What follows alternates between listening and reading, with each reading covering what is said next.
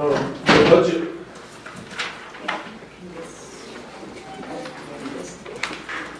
Okay, so I do apologize in advance if this isn't the correct reporting format, but we did outline the purpose, the justification for each line item. Each line item was based off the salary, benefits, IT, equipment, cell phone communications, office supplies and records management, travel and field reviews, external audit services, training and professional development, professional membership and certifications, and contingency reserve, with a total of $221,612 budget requests. This was off a little bit due to the benefit estimate that I identified this morning as a discrepancy. Question. Maybe on the budget itself, Ms. Parmenter, you could put in your specific line item budget amounts to come up with that 200. Yeah, I have it here. I didn't attach it to the report, so I do apologize in advance. I could get that email to everybody. And then I didn't put the staffing as mentioned earlier, just due to wanting to assess the program a little bit more to then identify the workload balance and determine adequate staffing. Okay. And this is coming out of what line item budget? So from my understanding, there isn't one for this program. I know that talking to the Attorney General that my salary was coming out of her budget at this time. So just trying to develop my own so that way then I can transfer that over. Motion to forward this on to finance tomorrow. I think our treasurer should be there at that time so we can address this budget. A motion to move it to finance tomorrow. Motion by Sonia. Second by George. To move to finance. Tomorrow. Tomorrow. Roll call. George? Yes. Rich? Yes. Craig? Yes. Norman? Yes. Sonia? Jackie? Anna? Yes.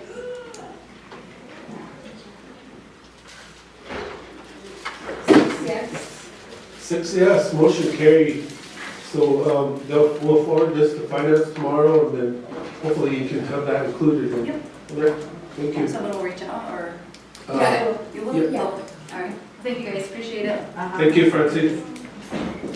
Okay, moving on. Next item is a Tuahe initiative.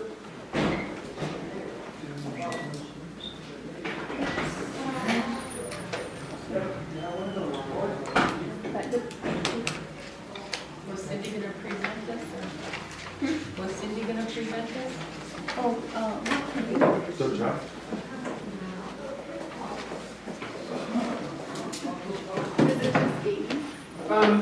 I guess I can speak to this. So what we have, this is 2-3 months ago, the request was made to do a FEDA trust application for the land that the Tuahe program is now on. And so part of that process is to get an authorizing resolution from the tribal council to do that request. So that's what you have before you is a draft of that resolution. And then also the, I don't see it in here, the letter that is the actual request. Is that with the Tuahe? Yeah, so this is for the FEDA trust. Yeah, it's in there. The letter is Yeah, in there. what's first, okay. Yeah. Yeah, so, so these are 2 documents that are going to be needed for the application. And so I just need to get the resolution and the letter approved through council. Yeah, I'll motion to approve. Motion by to Sonia. approve the resolution and the letter. Rayanne, did you review that resolution? I can read it if you want me to. Okay. Okay. So it's a resolution of the Oglala Sioux Tribal Council of the Oglala Sioux Tribe authorizing the request to the Secretary of the Interior for the acquisition of fee land into trust for the Oglala Sioux Tribe. And then skipping the first 3 whereases, the 4th whereas, the Oglala Sioux Tribe purchased 114 acres, more or less, of real property from the Ministry of Eagles located within the exterior boundaries of, and I have to correct that, that's Ministry as Eagles Incorporated, so I'll make that change. Located within the exterior boundaries of the Pine Ridge Indian Reservation, in line within Oglala Lakota County, formerly Shannon County, state of South Dakota, to wit, Lot 8, northeast 1/4 of Section 18, Township 41N, Range 43W of the 6th Principal Meridian, 114 acres more or less, located on BIA Road 27, 19 miles south of scenic South Dakota. And whereas the land is currently being utilized by the Tiwahe Initiative Program in service to children and families that are subject to Child Protective Services and the Indian Child Welfare Act program.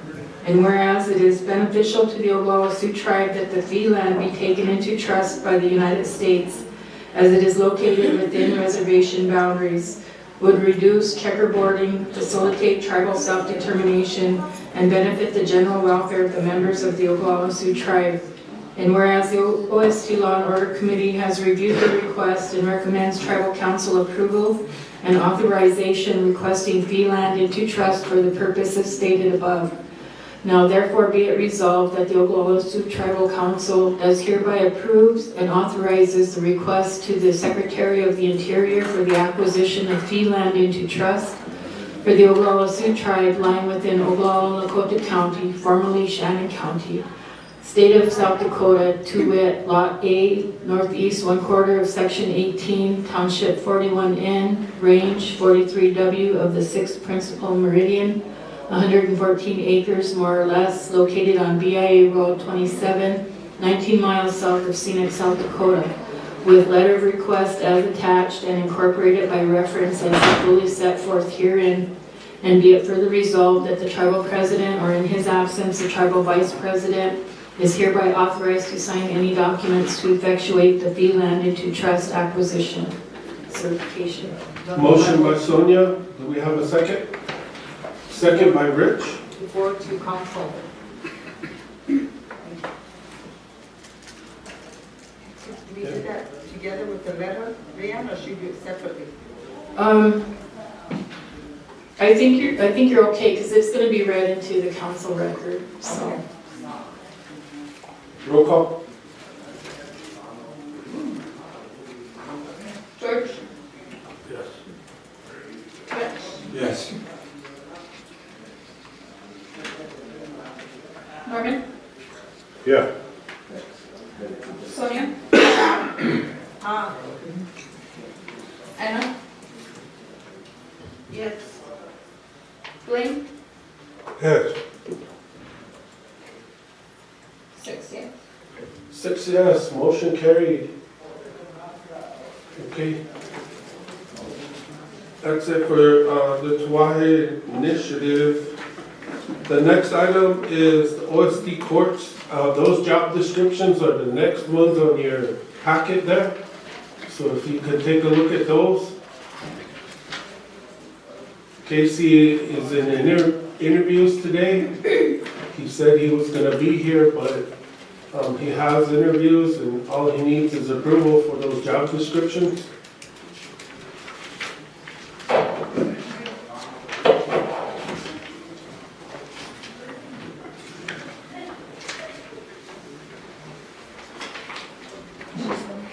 Just one?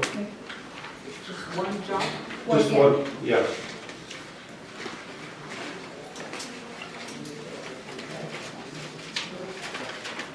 It's for the IT technician.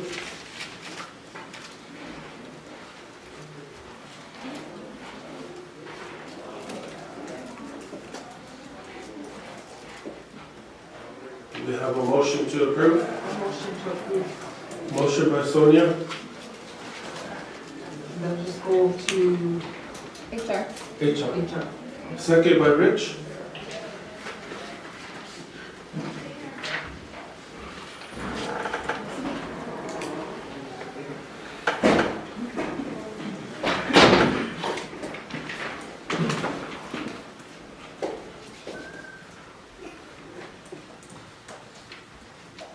Roll call.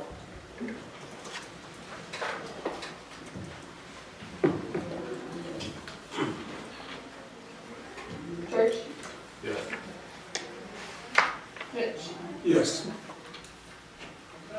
Norman, Yes. Sonia, Anna, Yes. Blaine, Yes. 6 yes. 6 yes, motion carried. Okay, that's it for OST courts. Next item on the agenda, OST Child Protective Services. Susan and Nicholas. Yeah. Yeah.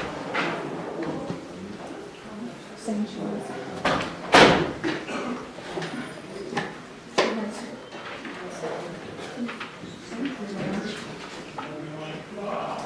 Nothing until.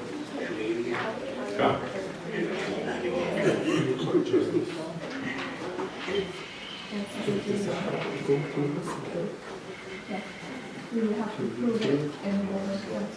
Okay. Yeah, because we're not resolution. You just submit.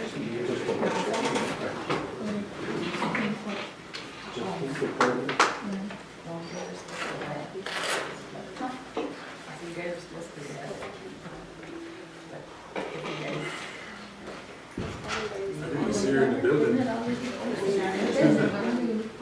Yes, Susan. Because they lost. I see her in the building. Let's move on. Maybe do the chief of police and corrections. Chair. Maybe we do chief of police and corrections until Susan gets here. Yes, I didn't see her in the building at all, so. yep, we'll move on. Next we have the OST Chief of Police.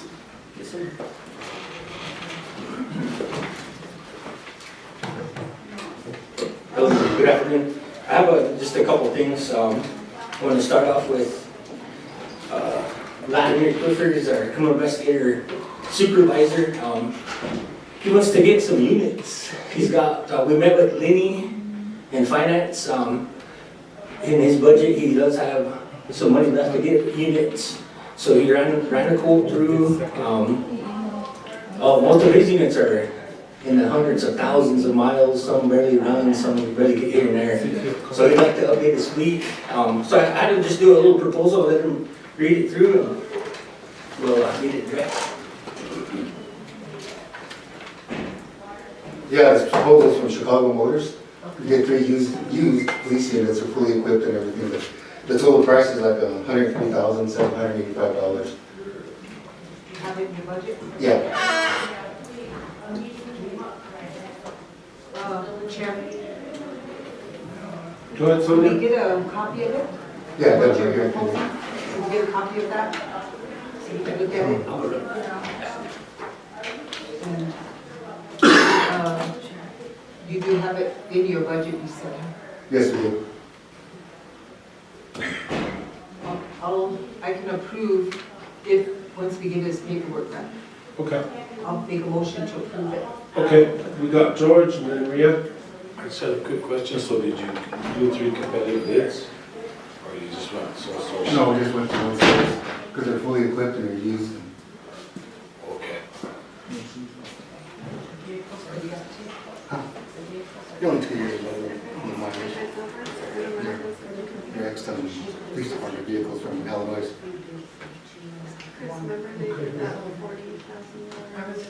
I'm just gonna say, usually we do a resolution with those two, so,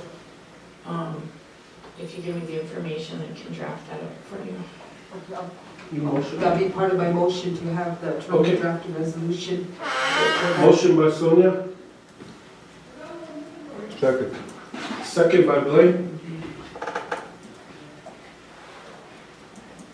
have a question. Last. Oh, go ahead, Anna. Thank you. Is that gonna go to tribal council at the end of the month? And then, if so, if there does need to be additional bids, maybe at that time you can bring them? Okay. Thank you. Okay.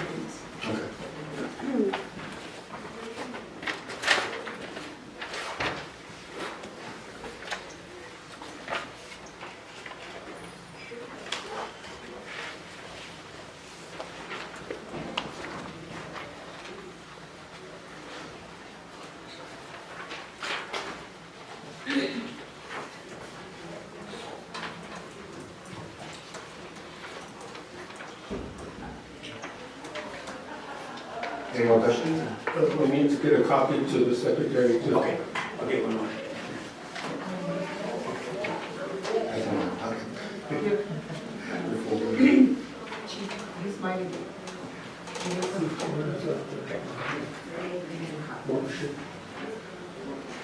We're just waiting on the secretary to run this motion. Yeah.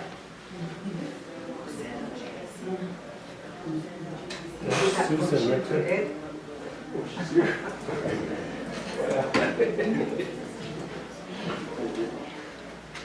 Ed? Oh. Did you step Is in? that the only item you guys have today? For me anyways. Okay. He has other stuff. Okay.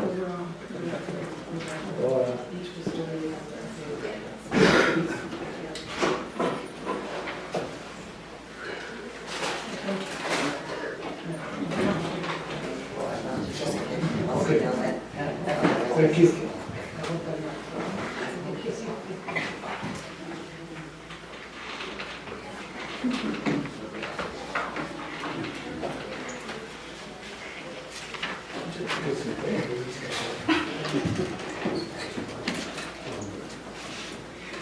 It's a motion by Sonia to approve two units. That's the cost of those units. Second, by Blaine, to approve a resolution.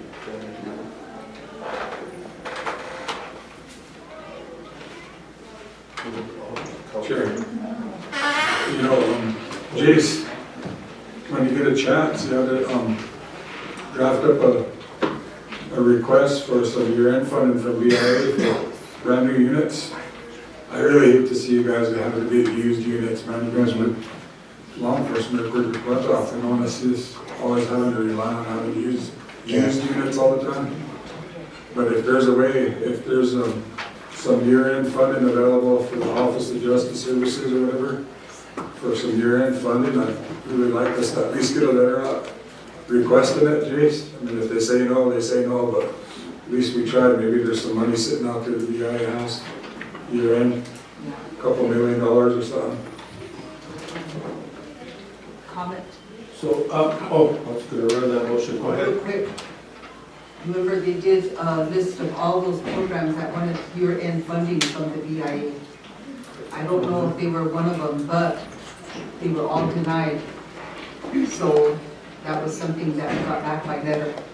So I just wanted to share. Yep. And so I think just to really, I don't know if Kim might have got a copy of it, but that did come to us at one of our council meetings, last one. But they denied all of them programs. I'll check it out. So motion by Sonia, second by Blaine. Roll call.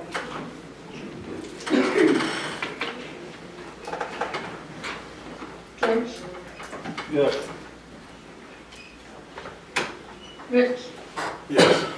Craig, Yes. Norman, Yes. Sonia, Anna, Yes. Blaine, Yeah. 7 yes. 7 yes, motion carried. So, go ahead, Jason, floor's still yours. Alright, so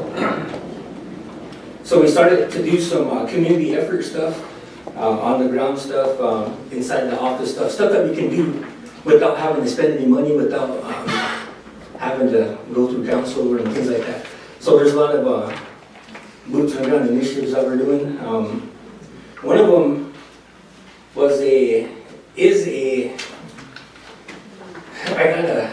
it's a documentary series that was, we were approached a few months back in April, and they got no response from anybody.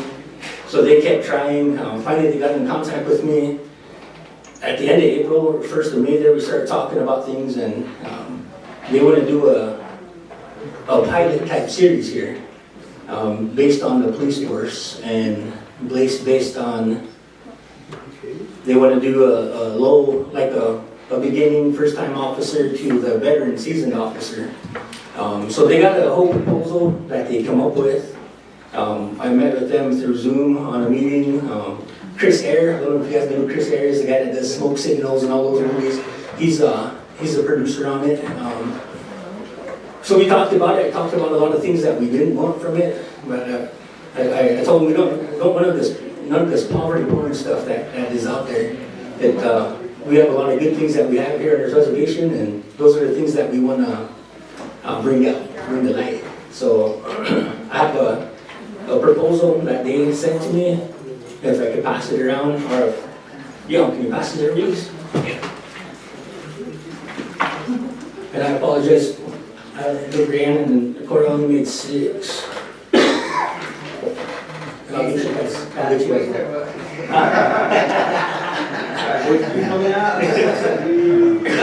It's a Netflix series, and it's something that I think would give not only our reservation a boost, but also our police recruiting type stuff, give it that a boost, and I mean, give us some light, you know what I mean? We've been in the dark for too long, so that's one thing I wanted to do when I got in here was bring our trust back to our people, from our people, and get our trust back, and so I've been taking steps to do that, and this is one of them. I can look over that deal there. It's a good thing. I spoke with them. I met with several people, and I said, like I said, Chris Ayers, he's all in for it. You know what I mean? We did our interview and everything, and he's on game. So.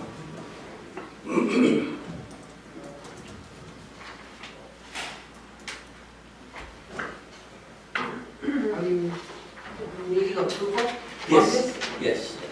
Okay. I really think it's positive, something good for our reservation, because every time they report something, it's always the negative side. And we know we have a drug problem, alcohol problem, but we also have some positive things going on with our young people and our law enforcement. And we always have to remember that our law enforcement work hard, and even though we have not the amount of law enforcement that we should have, we still have them working hard, and they're putting their lives out there every day.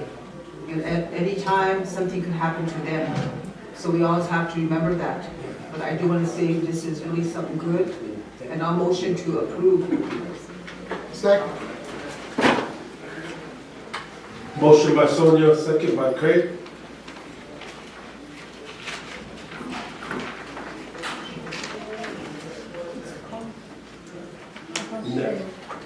Next up, Netflix series.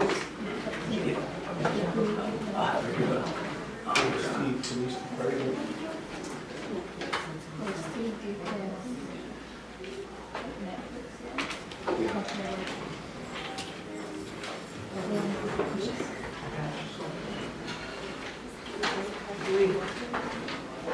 Rhiannon, do we need to put that by resolution or what? Yeah. Okay, I'll motion to have the attorney draft a resolution pertaining to that, what Mr. Chief of Police just presented. Sure. Go ahead, Anna. Thank you. Do you know if there is a due diligence done on the Boardwalk Pics pictures company? Like what kind would be done? If Definitely. you have a due diligence done by the legal office, yeah, they do the due diligence anyway, they can do that.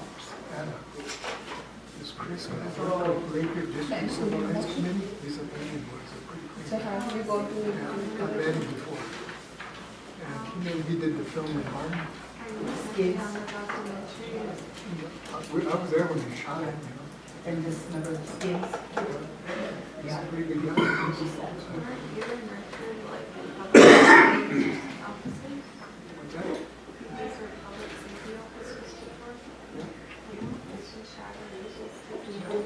What's that? Many years ago. This company, Boardwalk Pictures, Netflix. You get arrested. I play so bad, you're going to jail.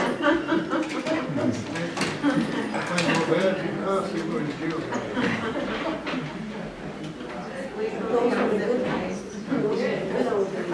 They were better than they are today. Not because of the cherry top.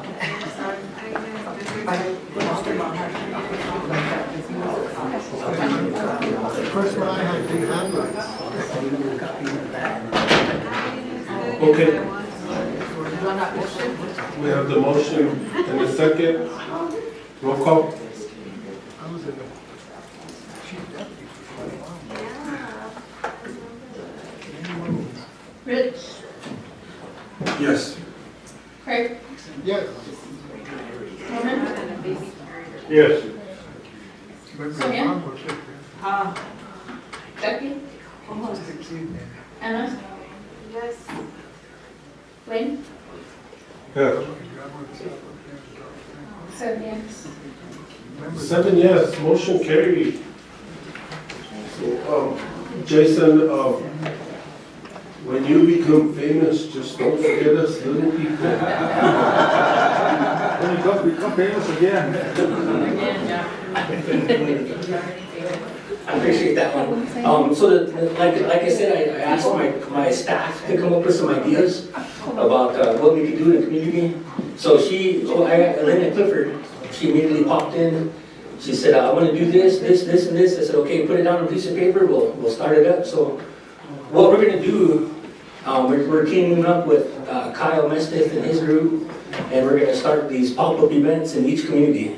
So that means we're going to go out to different districts, communities, bring some food, some drinks, some music, some skateboards, some basketballs, volleyballs, whatever. And then, come out to the communities and meet with them and do the activities at night. And we want to start doing that as soon as possible. So I just need your guys' approval on it, and then, we'll run with it. We got things in place.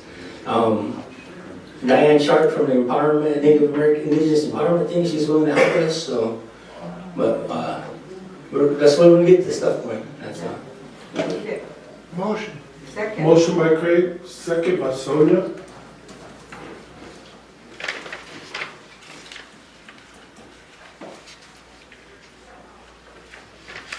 Roll call.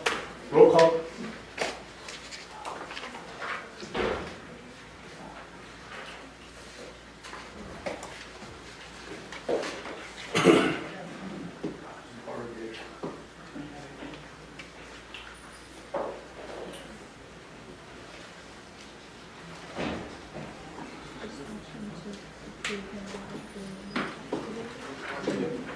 Just read it.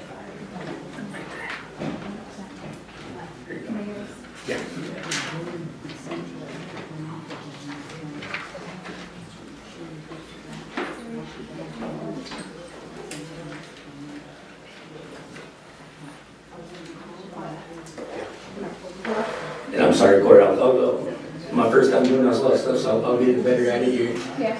My apologies.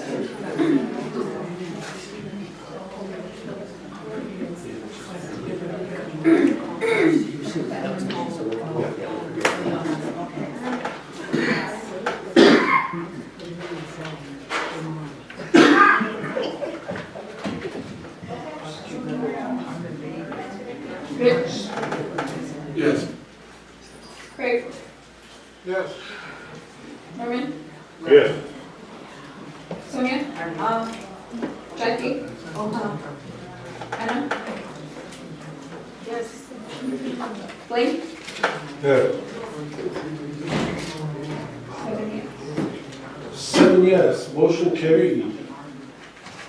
Okay. The next thing is, would we be able to extend an invitation to the AUSA's office again to have them come and meet with us and talk about these declinations that are happening with these serious events, these serious charges? People get sent, they get sent our stuff and then they kick them back saying we're not prosecuting. So if we could,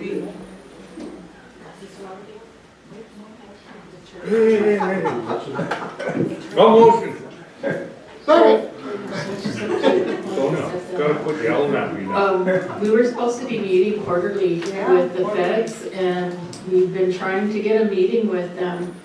They keep extending They it, keep Yeah. extending it. so, Maybe if But we we make a keep motion, trying. tell them we need that meeting. yeah, I'll reach out, but they just keep, they want to, it's just, they keep Remember they had the extending change it. of office too? Yeah, Okay, I'll try it again. yeah, I'll reach out. All right.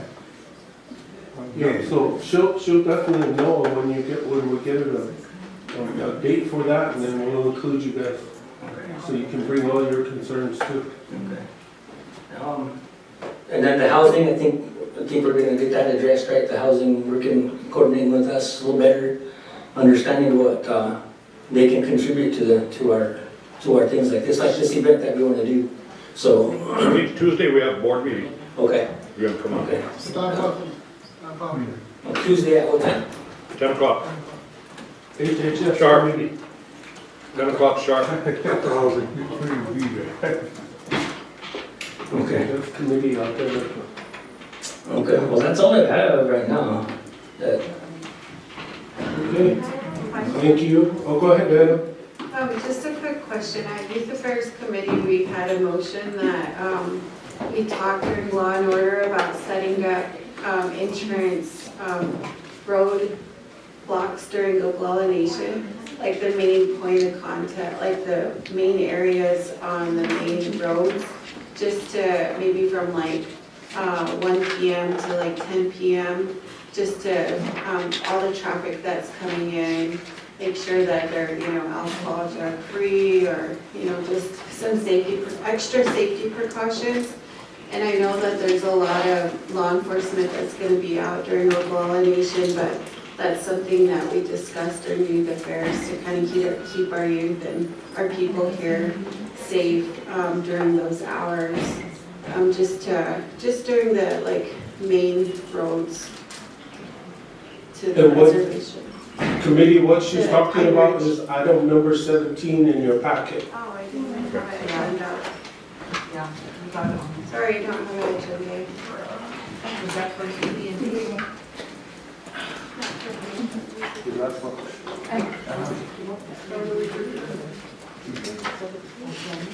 Is that the ED&D girl?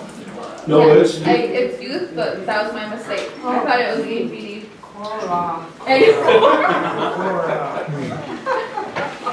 Cora. Do you think while the chief of police is here, we could discuss it, if that's okay? yes, definitely. Well, he's here. Yeah, because I think he would be the person to kind of try to mitigate a plan for that.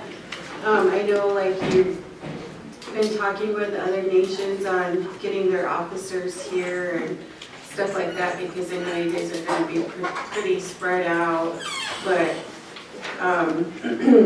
just around this area. I also emailed that action to you. Yeah, he received it.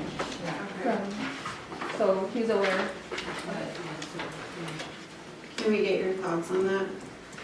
Okay, so last night we had a meeting with the Powell Committee, and we really need to establish the security personnel so we can get it going. So we have a meeting scheduled on Tuesday to meet with the 3 companies to get that addressed. On my side, my law enforcement side, I put out requests to the BIA, just about every tribal agency around. I also included Rapid City Police Department and the Pennington County Sheriff's Department to come down and participate in the things that were taking place down here. So I got people coming from Omaha Nation, Cheyenne River, Rosebud. I gotta check with the Mandan and the MHA if they're coming, but I got at least 15 extra people, officers, including with the BIA, because they're sending some people in. That's to include our 26 people. So I'm working on a plan to get this area covered here, as well as the cover outside in the districts while this is taking place. So the security detail is very important, and it's a key component to all of this. We need to get that figured out with the Power Committee as soon as possible, so I can start putting a plan together. You know what I mean? So we can start putting people where they need to be. And last night the 2 companies have 40 people. Another company has 40 people. The third company has 5 people. So that's 85 people that could be out here working.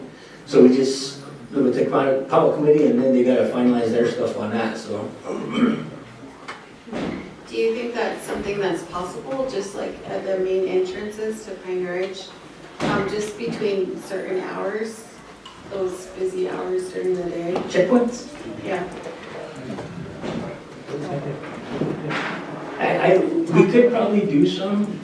We want to utilize the bus that we have, the Batmobile.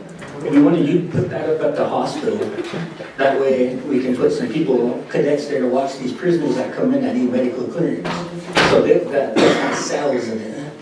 So instead of taking an officer off the road to sit with a juvenile for 6 hours, he can sit up there in the bus up there, wait to get cleared, while our guy can be out back up patrolling. So that's what we want to use our bus for that weekend. Well, we should have plenty of people, patrol officers out on the road here. They could probably stop cars as they come in. I just think it would be important to have those safety checkpoints at the main entrances because, you know, we have a lot of drugs and alcohol and even more so the presence that'll be coming in, a lot of youth that are going to be participating in youth activities, basketball tournaments, volleyball tournaments, leagues, like little league tournaments, like the bear programs, having a lot of youth activities and just trying to do our best to keep the alcohol and drugs away from this area during that time. Seems like it'll be very vital to have those checkpoints areas. I know there's going to be a lot of patrolling, but I just feel like for the safety of our youth and our guests and people here that those checkpoints would be pretty important. Thank you. Yeah, I hear you. Rich? Thanks. So Jace, the guys you got coming in, are we making sure, vetting, make sure they got their SLECs and then when they come in, you have the judge ready to give them the oath when they come in? Yeah, we'll get them sweared in. The SLEC part, we'll see. I'll get back with them. I think just something from their agency, just saying that they've done that, they got their backgrounds, would be good enough, just to cover CYA for us in case somebody gets sued or something like that. Okay. All right. Other than that, that's something I could think of to make sure that we're just covered that.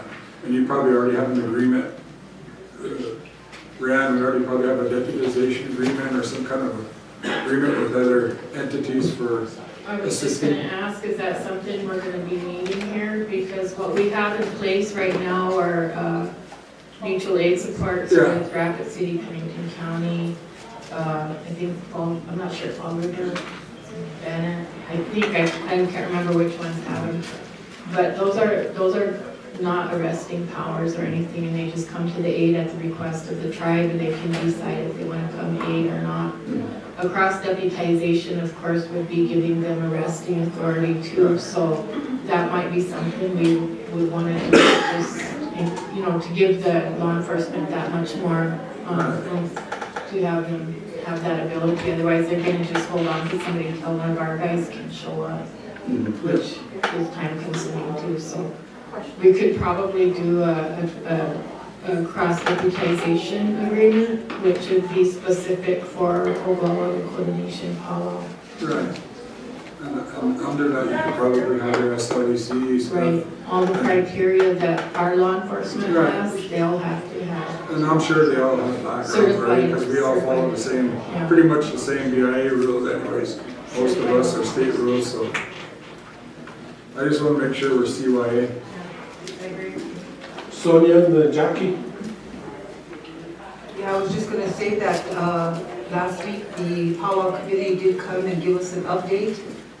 And I think the, part where Councilwoman, Halverson is talking about, I think, they're already working on that. And I think that they did tell us, law enforcement, chief of police was working with them on the security part of it.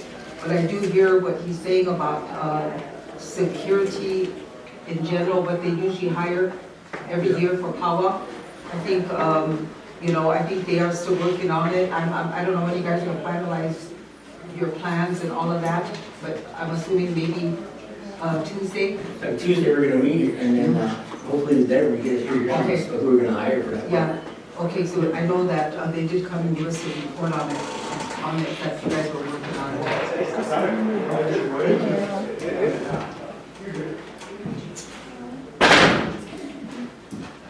Jackie? Yeah, the only thing, I just have a question on the arresting part. If they do something like that, the only problem that we see is when the arresting officers from somewhere else, like from a different tribe, and they have to leave, and something might be a serious charge, but yet it gets dismissed because the officer's no longer here. So that's something they probably need to look at too. So, I thought about it, and I was just gonna keep it simple. When with these guys coming in, pair them up with one of our guys. Yeah. And our guys handle the arrest part. They're there for support. If somebody gets rowdy with them, or they have a large crowd of people doing something, they're there helping out. Okay. And so I was just trying to keep it simple like that. But yeah, I mean, the other part of it, too, mutual aid and all that stuff, yeah, we can address that too. Okay, so that's all the questions. Do you have anything else, Joseph? Not right now, not right Okay. Thank you very much for coming. What, Sonia? Make a motion to approve the chief of police's report. Motion by Sonia to approve report, second by Jackie.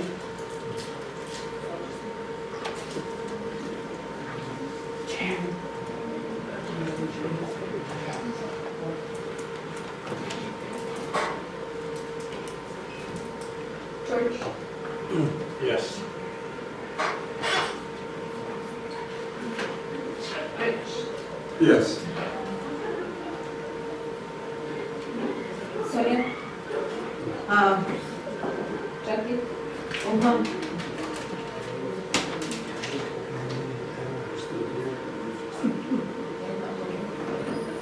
Four yes. 4 yes. Motion carried.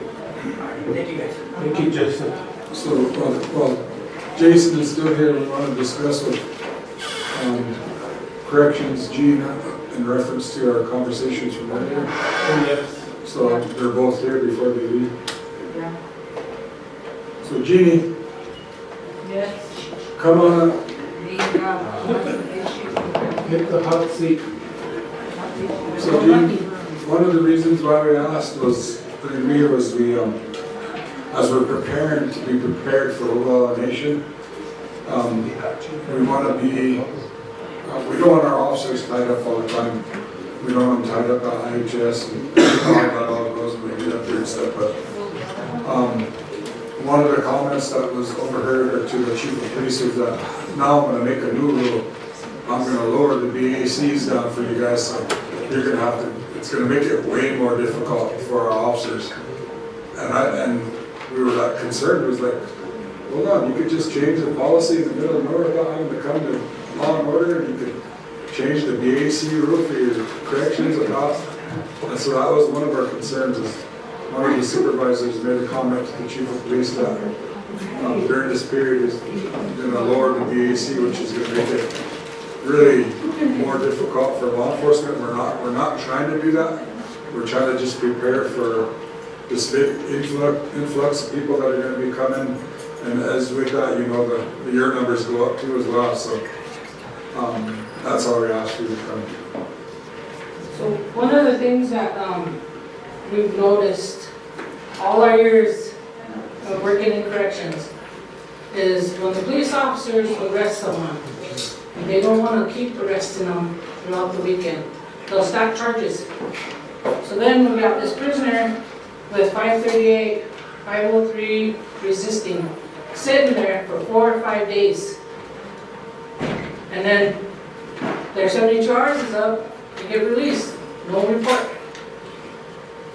And we have, I mean, today we have at least 6 people get released because of no report. When that happens, we're illegally holding these inmates because there's no report. And even when there's 0301, there should be a report. So if you look at my numbers compared to their numbers, there's at least 200 no reports. That's what I worry about. So this week, the weekend of Oglala Nation, he's already told me, he's gonna charge them, the ones that are, wandering around here, that are burden on everybody, he's gonna charge them so that they're sitting in jail all weekend, filling up our beds. So when you pick up someone on an actual crime, drug offense, bootlegging, whatever, we don't have a bed space for that person because they're filled up with all the ones that have an alcohol problem. That's what I'm concerned about. And when you take someone that has been drinking majority of their life, you take them, put them in jail and dry them out, what happens? They get sick, they get DTs, some of them die. And that's what we worry about. So when there's a medical clearance on a person and that person ends up dying, it covers us. Because they took them to the hospital. They were cleared. The doctor said they're good. But when you got someone that's DTN, that take them to the hospital, they have to be on we call it a banana bag. Of course the doctors call it something else. Right. But they have to be on that bag for at least 8 hours. Because they're dehydrated, severely dehydrated, their heart enlarged. And so when you take someone off the street that's been drinking nonstop every day, you put them in jail and dry them out, what's going to happen? They're going to end up in the hospital, DTN, or they're going to die in our facility. And then when that happens, we got the FBI coming, the Internal Affairs coming down, and they said, where's the report? This last one. It took them 4 days to get that report in, when it should have been there. Because she was in there for 12 hours. The report should have been there. When you guys got situations where there's no police reports, do you report that to the chief of police right away? Of all the ones that you're waiting for reports? The Attorney General sends out a list every day. And then, so if you look at the arraignment list, because it's on Facebook, when there's no case number, that means it's prosecution declined. Most likely there's either no report or no witness statement. So let's go back to the beginning part where we said that, where it was mentioned that. So one of the things, that's what I wanted to bring to the law and order, is to lower it to 0.30. I'm looking up this.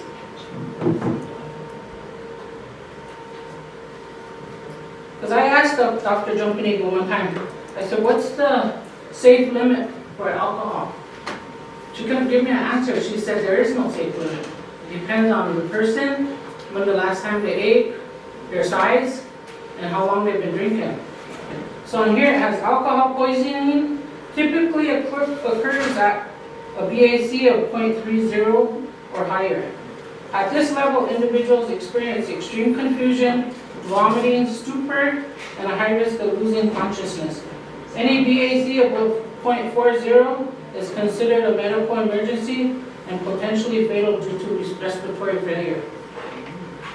So that's something that you've been working on, or is that something that just happened? That's something that I want to bring forward to you guys. Because it was made change our BAC, because right now our BAC is 0.35 for females and 0.40 for males. So the reason why it was here is because it was stated that it sounds like it's just happening just because we're having Oglala Nation now. But it's not that, it's just, because we're having these deaths, Right. this is like our 5th one. Right. And it's because of alcohol, Right. because of the chronic drinking. And that's one of the things that I wanted to bring forward is to move our alcohol level to 0.30. Because, we're getting more and more. And when the internal affairs guy comes down, he said, I'm gonna tell you this ain't gonna be your last one. Because it's happening throughout the whole reservations because of chronic alcoholics. Yeah, it won't be the last one because we know that some people's health is not very good because they're not taking care of themselves. Yeah. That doesn't mean you did something wrong at the jail. It's going to happen. It's gonna happen. It's happening nationwide. But So. it's like, it seems like we're to blame for it Right, when it does happen. right. But it doesn't, they don't never say, well, the police officer should have taken him to the hospital. No, it's the jail's fault. They should have taken him to the hospital. But we don't know. Right. We don't know what's gonna happen. Right. The And first you death never, that occurred on my shift, back in the 90s, that FBI agent said he had a massive heart attack, he would have died at home or at the jail, it didn't matter where he was, he would have died anyway, because he had a massive heart attack, because we took the alcohol with him. I understand that, I mean, it's a tragic thing, I mean, we get grief for a lot of stuff, and one thing we can't control is somebody's lifestyle. And so these ones that are on the Can you streets, let it finish? Hold on. Can you let it finish? So I get it, I understand, I mean, we have a lot of unhealthy behavior and things happen like that, that's not your guys' fault.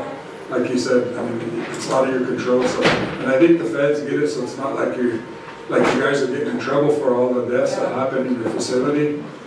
Probably most, if not all of them, have been probably, they adjudicated it, said, you know, this person had health issues, and yeah. it happens, you know, so we get it. Yeah, it's frustrating for families, but I get it. So thank you for that, your report. So I will be bringing that forward once I do some more research on it and request the ordinance on it to change it in our policy, but I won't have to regulate. Sonia? Yeah, you know, I have a different perspective about how I look at things. One of the things I see is that we have people dying in the facility over there. And I want to know how many of them are cleared by the corrections or the whoever clears them. You know, those are things that come to us by our people. One thing that I do see a big concern over is I want to know if all of the corrections have training in observing when somebody is having difficulty medically in your facility. I have people calling me on weekends, during weekdays, and saying they're not happy because their son or daughter is in that facility, is on medicine, and needs that medicine. They know they need that medicine, but they won't give it to them. So I need for you to answer that, Jean, because, you know, I had an elder from my district. I put him on the agenda today. He's not able to be here. So I'm going to have to report back to him to let him know how the outcome came today. Because he had a son that was in there. It all gets connected to the IHS hospital. And this Dr. Jumping Eagle is going to have to be a part of this conversation with us somewhere down the road. And the thing is, for so long, we say our officers cannot sit up there and babysit an inmate because they have a job to do, just like corrections has a job to do. But corrections won't take them and do that a lot of times. You know that because Jackie and I both ran into a situation like that about over a year ago with a district member. They put their son on IC hold. And when nothing was getting done, they said, well, we'll just take him out of IC hold and we'll handle it ourselves. They did that. They handled it on their own. These things should not happen. The thing about it is, when your correction staff are getting hired over there, I'm hoping they're getting the training to administer their medication to these inmates. Just because they're in jail don't mean they're nobody. There's somebody. There's somebody's child, there's somebody's brother, sister, mother, sitting in that jail. Every day I look on that Zerker, and I see somebody in jail that's been in there for going on almost a year. And I find out there's no charges on this guy, but he said, I'm just sitting in here. Now what's going on with that? You know, I'm just getting really tired that every time we bring this issue up, we're going to get all these things told to us. I'm going to say it today that our people are getting tired of that. Just like what we heard earlier about the court system and about the AG office. We get mad at the chief of staff, we get on our law enforcement. But you know what? There's a lot of concerns coming too on the corrections. And if there's any changes to our alcohol level, then I would ask our attorney here Is that done administratively, or do we, as law and order committee, make that change? You know, that's one question I have. The other thing is, I want to know, where's the rights of them? We said that earlier. They have rights also. But when they're in jail, you can keep somebody in there on an IC hold. When we got rid of the IC hold, we said only due to medical, related medical, whatever they're trying to do. There's some sitting in there on IC holds. Temporary commitments. You're giving them 30-something days, they're in there. I read every one of those charges that they're getting put onto these inmates. And I'm wondering why, you know, and this comes back at the meeting we're gonna have down the road with our courts too, and our prosecution, everybody. But corrections has to be a part of it too. You know, I'm tired because we have people trying to get medically taken care of, but officers can't sit up there with them. The security that we have sitting up, that OST security, there's things they can't do, but then we found out they can. So those are things we're gonna have to look into. Past chief of staff said he was working on that, to get that taken care of. And that's something that we need to let Ms. Clausen know about, you know. And so there's things that, I'm just wondering, because, you know, we're the ones getting the phone calls as tribal representatives every weekend, every day. And they're saying my son was in jail, but they can't give him his medication. I'm tired of it. Why can't you guys just give my son medication? You know, why is it, are they trained over there to do that? Or maybe they're not trained. Or do they go by his medication that's on the bottle? He said, I'm mad. He was upset. Elderly from our district. So those are things I have questions for you, Jean. And, you know, I'm just really to the point where, you know, we have people dying in that facility, and I'm thinking, you know, what happened to them? Did they have a withdrawal? They were withdrawing maybe from alcohol or drugs. We don't have a detox that's up and running yet. So our people go to ER, they lay up there, like you said, the man bag. I had people doing the same thing. I have family members that do that. They lay there because ER and the hospital knows that something will happen to them. Something will happen to them. They can go into a seizure, they go into a heart attack, anything can happen. So they keep them there. And I told Dr. Jumpanigo, if anybody's doing detox, it's IHS. IHS is doing detox right now for our people. So today, you know, we need to get something resolved. I don't care if we look at the regulations or something. We got to start looking at something to help our people, even if they get put in jail. Because right now, people are dying in jail. And the thing about it is, we just heard corrections. You know, are we going to stack it up with alcoholics in that jail? Or what? Because that's what it sounds like they don't want to do. They don't want to put alcoholics in there. But yet today, we see our people roaming the streets over here, walking around, drunk, high on something. I see two people fighting over here, right on Main Street. They are broad daylight, fighting. I had to tell the Ruby security, this guy's fighting over there. Boy, they ran out of the store, went over there. These things are happening. Councilwoman Sears said they're roaming around over here at night.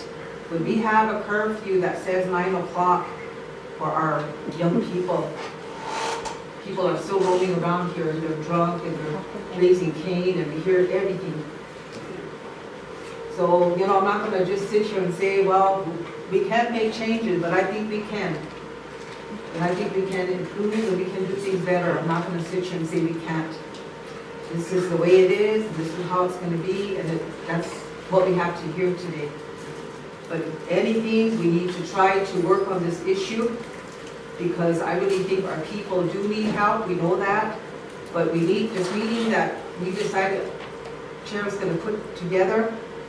You know, we really need to resolve that issue, Jean. Maybe you can bring us something that says that you're only putting criminals because he brought that up before. And our people, every day I see the same people in there. It's just like every day they're in jail. And then next thing you know, they're out, and they're back in there again, out, back in there again. But yet I see some that have been in there for, almost going on a year. And why? Had the mother called, stepmom said, you know, I don't know why, he doesn't know why he's in jail. But he's been in there. This coming week, Friday's his dad's first year coming up that his father passed away. Still sitting in there. So these are things we hear. So I don't know what it is, but we need to resolve that part of it.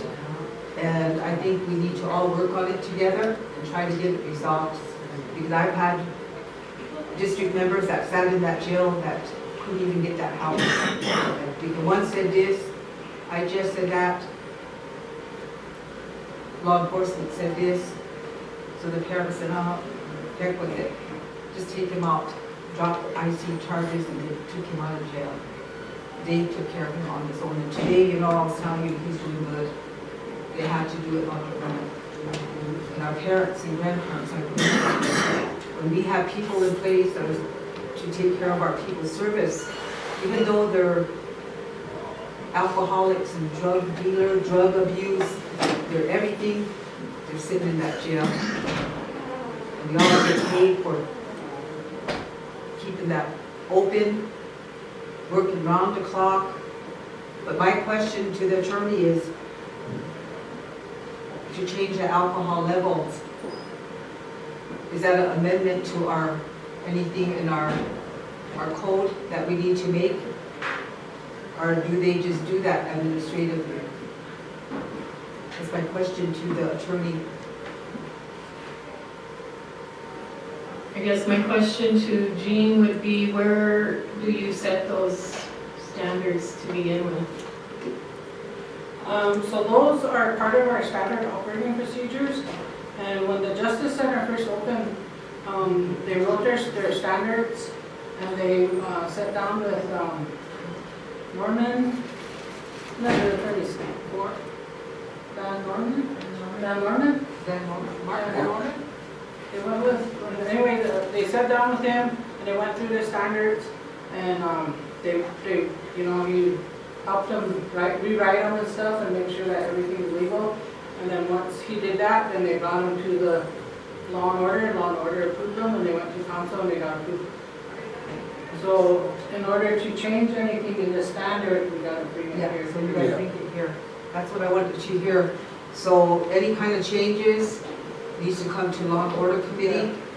We make the change, it goes to council. So no changing at your level and saying this is what you're gonna use.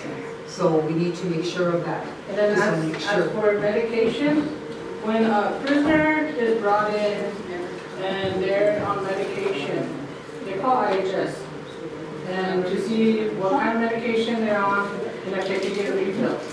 And if they can't, then they call their home. And they say, can you bring in their medication in? And it has to be in the right pill bottle in order for us to take them. So the family member has to bring them. And then once they bring them, everything's logged in.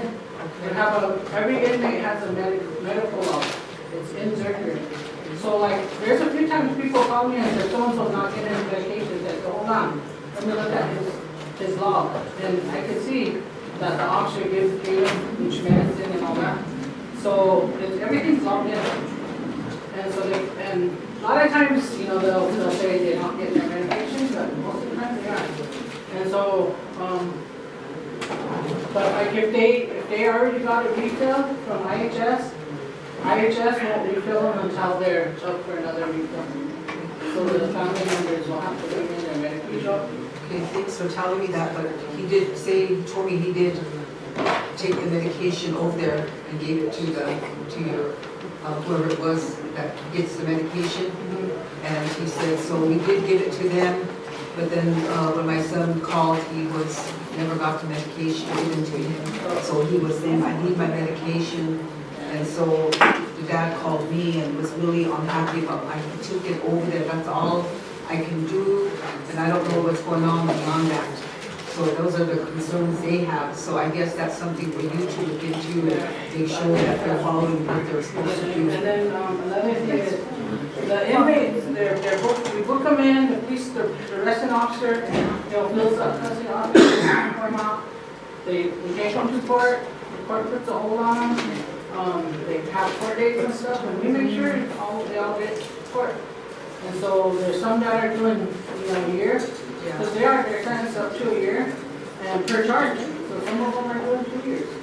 And so, just like the other day, I thought this one female was gonna get out, or she was sentenced to 15 days, and then they pulled out an IC hold on her. So now she's sitting there waiting for, and then the order has to be held until she goes to treatment. So then they have to start the whole process over, of getting her evaluation done, and then once her evaluation done, for ALO, they are the ones that look for death cases for them. And we're transporting prisoners to Keystone. Winnebago just now reopened their treatment facility, so they're also doing juvenile. So we'll be working with them to get inmates over there. So, we're taking inmates to treatment all the time.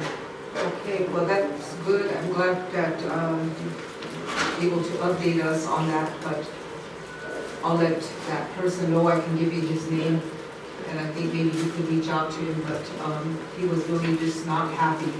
Yeah, with the we way have, it's going. at one time, we had over 30 inmates waiting for eval. And then we got ALO and Can you use your mic? we got ALO and then Fabian's program. And they stepped up and they start doing evals, they're kicking out evals. So now our eval list is down to 10. So we got 10 that need evals that are sitting in our facility.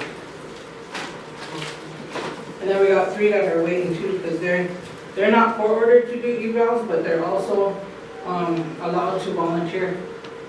That they want to request the evaluation because they want to go treatment. Norman? So you mentioned Fabian, and he's supposed to be having an operational detox, but I don't think it's in operation yet. But he does have medical staff. Yeah, he does provide, they do provide evaluations, and they provide, because mental health, we get a lot of court ordered to do a mental health evaluation. Right now, IHS Behavioral Health Unit is backed up clear to August. So then, but he has someone that can come and do the mental health evaluation, so they're also doing those. But that's after the fact. We're looking at the immediate problem. The immediate problem is people that are intoxicated, that law enforcement takes and has to sit hours at the IHS. Why don't you get with Fabian and borrow his medical staff for AOF and have him do the assessment on the people coming in? So AOF is long-term. Well, whoever did that detox part of your system. That would be the Justice Center. Justice Center. So what would be the problem in getting hold of Fabian? And having You might help you out? talk to him and see what he could provide, if he has a doctor. I'm sure he does, because in order to have a detox, you do need some medical staff on it. I think that would be a solution, at least to get us through the powwows. Because if not, we're gonna be tying, you're talking a lot of people that are gonna be enjoying themselves out there. They're gonna tie up our law enforcement. So if there's a remedy for it, a quick remedy, then it might move into a permanent remedy if we could find out that So it's a lot working. a lot of times too, when if they're sick or they need an ambulance, we call ambulance, especially with the Ohio jail. If they're 0301, we just let the ambulance take them, because, they're not charged with a crime. And that's what us telling, if you're gonna charge them 503, 538, and the ambulance comes, we have to send an officer with them.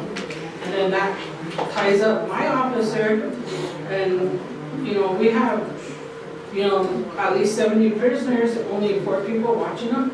and then having to send my officer to IHS with the prisoner, that only leaves 3 officers watching over 70 prisoners. Yeah, I think, well, with our short staff, everybody, even law enforcement, as well as you, we need to work around the excuses Yeah. and find a productive way to get through this. So I think working together with everybody involved, especially Fabian and them, because they are part of the alcohol treatment program. And if they could provide you with a nurse to do your assessments on your 8-hour people, that would help out law enforcement. And let me remind committee that this meeting that we're gonna have set up involves everybody like that. So it already had a motion to it to set up this meeting. Okay. And another thing is we had IHS come and provide us training with medication dispensing, and they're also supposed to provide a training for alcohol withdrawal, what to look for and when to bring them to IHS.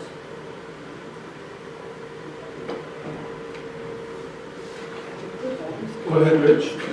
So, some really good talking points for that next meeting coming up.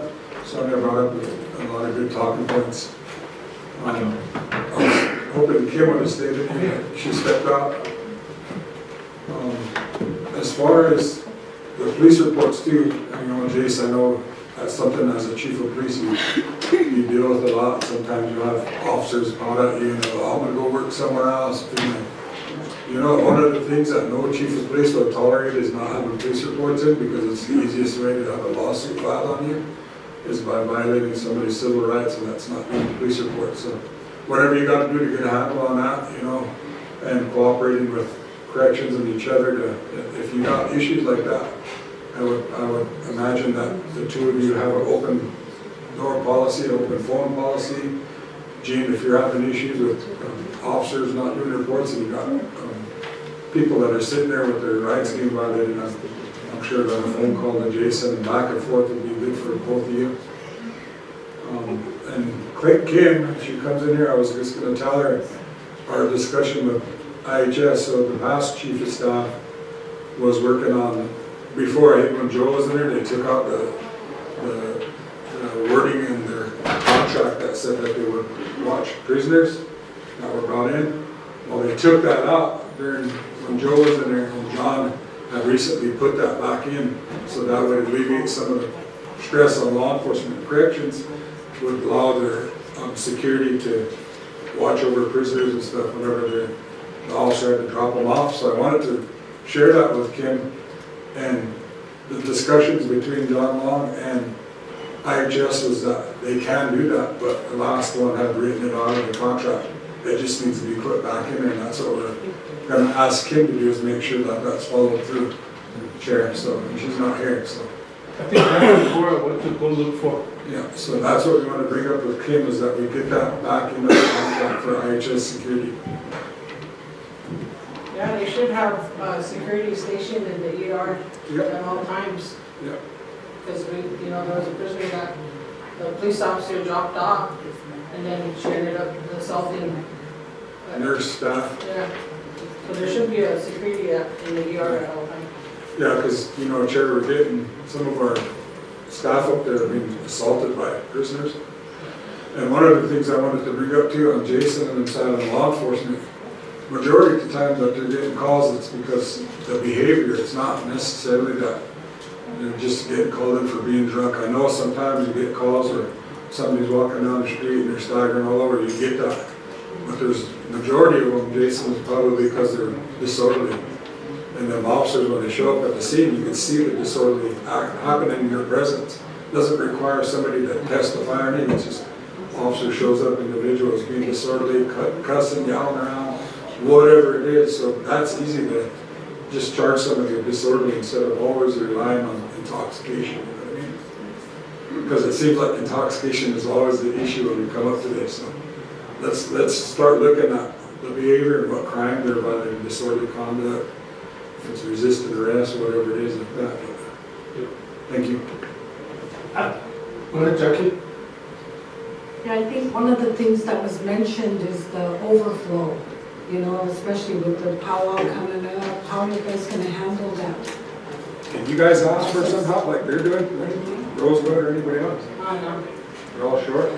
everybody's short. They've been asking if I could send some people to Montana for detail, because they're opening up their new prison up there. I don't have no one to send. But, what we're doing is we're working with the Attorney General.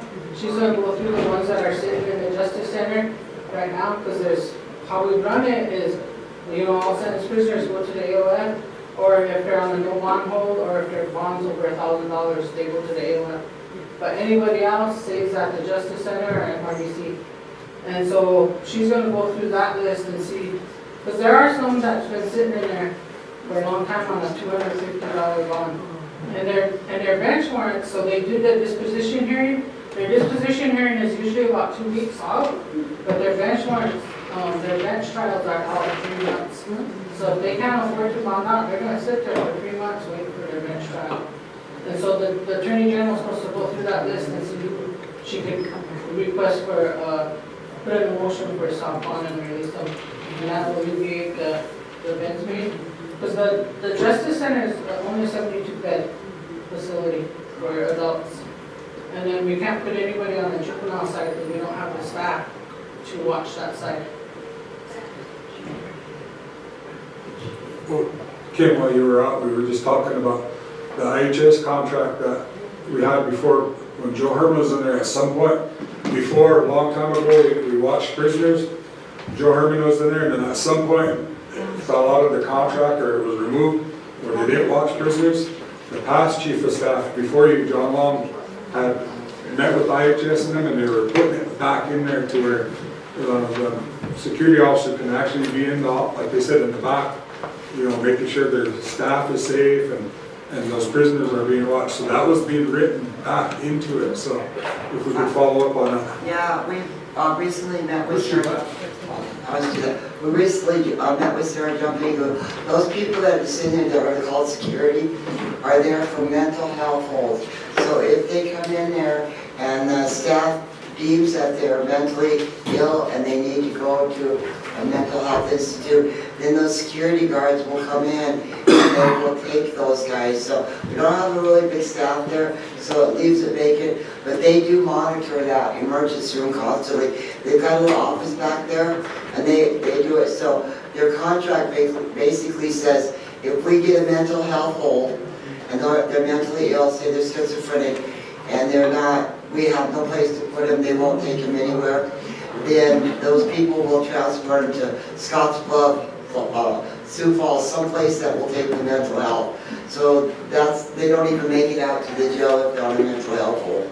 So we understand that part. We're talking about the medical, they want a medical clearance before they're allowed into corrections and stuff like that. So just watching them prisoners until they're cleared is the other part. And I know that Jorman and them probably didn't like that, don't want it to be in there. Maybe, maybe not, I don't know what he feels like today, but we and the past chief of staff are working on putting that back in. Yeah, you're right, Richard, it's a really big problem. It's not only a problem for that, it's also a problem for CPS, where our CPS workers have to sit with those children until we can find a place. They might sit there for 12, 13, 14 hours with them. Right. So we do have, and we will work on that. I'll talk to Sarah about that. I know what you're talking about. We've talked about it. You know, we got to find the funding. It is in the master health care contract for that security, though. Right. It is. Thank you. Okay, if you don't have any other questions. Oh, yes. Sorry, I forgot about Jason. I just had one thing, bring this up. By no means, by any kind of means, am I in this position or trying to burn any bridges. So Dean, give me a hug.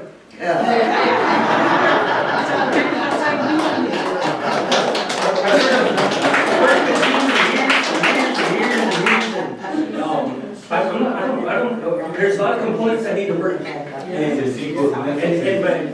by us having communication, maybe back to that point where we were standing at one point. You know what I mean? Last time I communicated with Chief was when Rich was the chief. So what happened to the other chiefs? Oh, Well, thank you, Jason. That's awesome right there. That's definitely a good starting point with the hook. Yeah. Thank you. And thank you, Gene, for coming. Yeah. We'll definitely let you know when this meeting is gonna happen and then work on it from there. Yeah. So, okay. Well, moving on, we got OST Child Protective Services. Press the mic and introduce yourself. Good afternoon, committee. My name is Susan Schrader. I'm the director of CPS and ICWA. And I've been trying to get these contracts through for a long time. But actually, they have been approved. They went through legal and they went through the grants committee. And basically, the first one is James Standing Bear Contractor to replace the lighting up to the building. This is a labor-only contract. We did get money from the Casey family for, to take care of the building and to meet any child welfare needs we have. So it will be taken out of the donation account, and Mr. Standing Bear's material should be in tomorrow, I think. So he, up there, that building was built about, what, 20, 30 years ago? And they don't even make those light bulbs anymore. So now we have to change it to LED. So all those fixtures will be changed. We're gonna put some additional lighting outside. So this is labor only for Mr. Standing Bear. A motion for Mr. James Standing Bear. Looks like you went through the Full process. Yeah, full grants committee and all that. Second. Where's our? Went to the restroom, to the back. Oh, okay.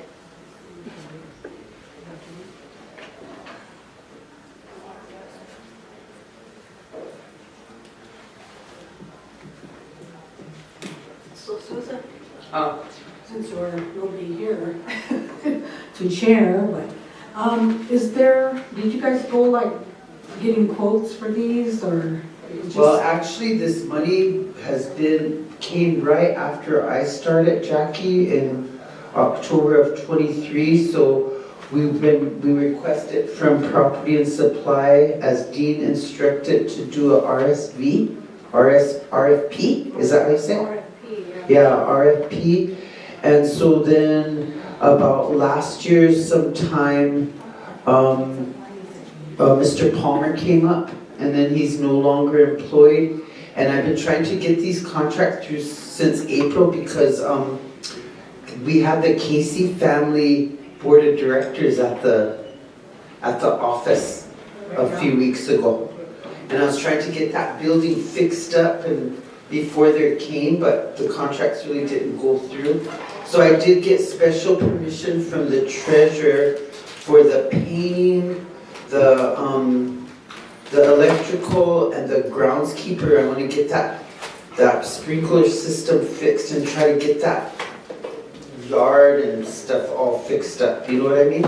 And so, but that one is still in grants because of a secondary employment form that needs to be done. So I got special permission from Cora. There's also a letter submitted, Jackie, there's a letter submitted to grants because the treasurer has the authority to sole source. So that's the kind of permission I got on these. And she did approve it? Yeah. There's a letter that I have, but I don't know if it's, I don't think it's not attached. But I had to submit it to grants. And I have just one question. You know, did Aqua apply? Could they have done some of this work up here for you? Chuck is a great property and supply director, but I don't think that, and it may be different now, but at that time that they have the manpower to do that. So like I said, I've been working with Chuck on the RSV, and then Casey was coming in June. They came June 12th and 13th, and so I start trying to get these contracts in place in like April so that it could look nice for them, but I couldn't get them through until now. The work still needs to be done. Okay, it's gonna take, I'm asking for a 60-day contract. I keep changing the dates on these, but I would ask that I be allowed to work with the attorney and that this one, and if approved, the painting one be approved for 60 days. also? Yeah, also. Okay, a motion to approve Mr. James Standing their contract. Motion by Sonia. I got a question. Okay. Norman? He has his certification? As far as I know, That's a have to. yeah, that's a given, right? Yeah, But I he has know to that have he it. has his tribal license, we have that. That's still not a certified electrician. Don't they have to do that through the state? Doesn't the tribe assure that they have that certification through the After they state? issue a tribal license, then they should have a Yeah, isn't that certified. a revenue question? I don't It know. should be a Terrell question, but he's never at contract, so. Yeah, well, I've seen James at Carol meetings, I don't know, That's oh, him. please don't make me come back. But I mean, I will if I have to, but yeah. I mean, this comes assume up that he is contracts, already but one. that should be a given, you know? Yeah. Anybody getting a contract has to be certified. Because if he, So in the contract, it says that, so if these contractors are reading the contract, then they're supposed to provide that, so. So I So, think my Susan? motion should be that I wanna approve, but pending all those documents that he's asking for, I think should be included in here. Because I'm not doubting his work, but I'm saying, what if something happened, electrical and something happened, you know what I mean? And then, well, we approved it. So what do you So- want, a tribal license and that he's certified? Certified Certified. electrician. Okay. So Yeah. Susan, here's the 411 on state of South Dakota. Any electrician here has to have a license through the state of South Dakota because I have it. Uh-huh. You know, and graduating from Western Dakota, it's required for this state. All the other states, it's not. So that certification they're asking for is an actual license, even if it's an apprentice license. Okay.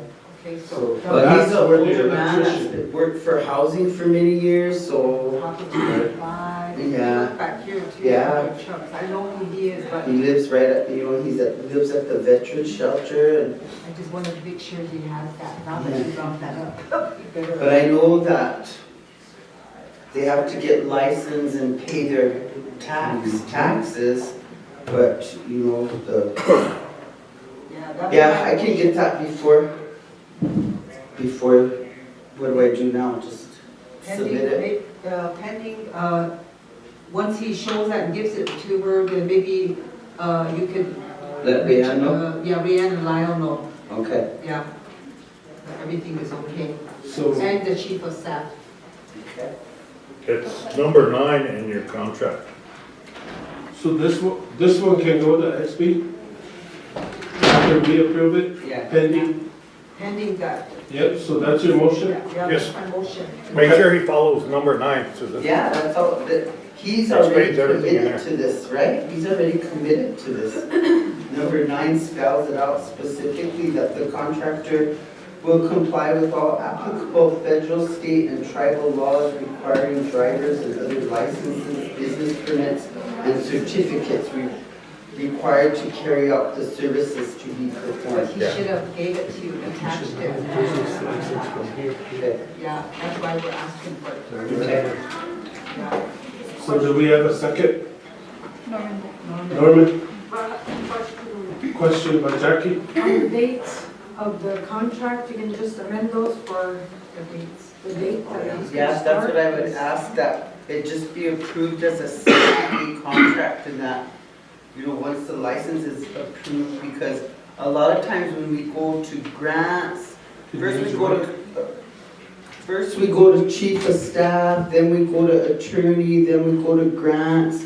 And then, like, if you look at the cover letter for grants, they have those those dates, but so if I come here to you and today is the 15th, and then whenever I get the resolution and all the other documents and go to XB, that's another week, so these contracts, these dates are already almost done by the time we get them approved, so. My motion is going to be that, that a motion to approve pending Mr. Standing Bear submits his license. It's electrical license, certification, and then that you just amend the dates of the contract. All right, Okay, thank you. And then, report to the chief of staff, Lyle, the chair of law and order, and attorney Ryan.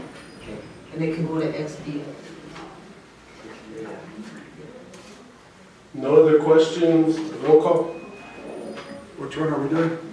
The first one. This is Standing Bear electrical contract.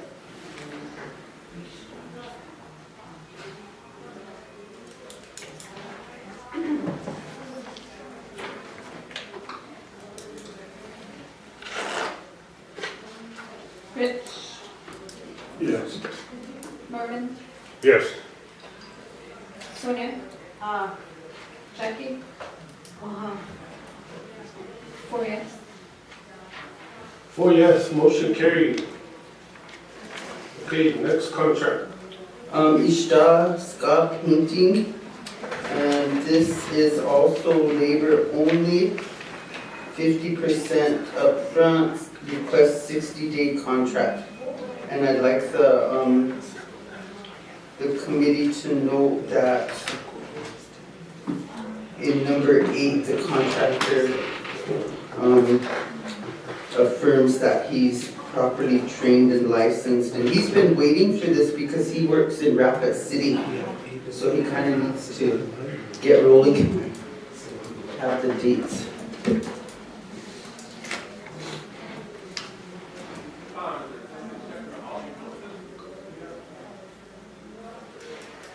Again, we request a 60-day contract. Make that change, huh? Yeah, I can change that. Maybe it's a 30-day contract. No, it isn't, it's 60.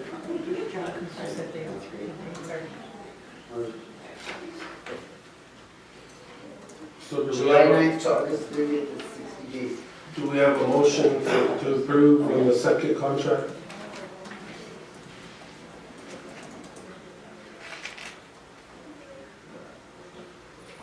Going once? Yeah, he's a painter, so he'll be okay. Motion by Norman, Second. second by Sonia, And again, the dates need to be amended, with amendments. to the dates and on the contract. Thank you. Roll call. Chuck, ask him about your electrician. Is James Standing here, the certified electrician?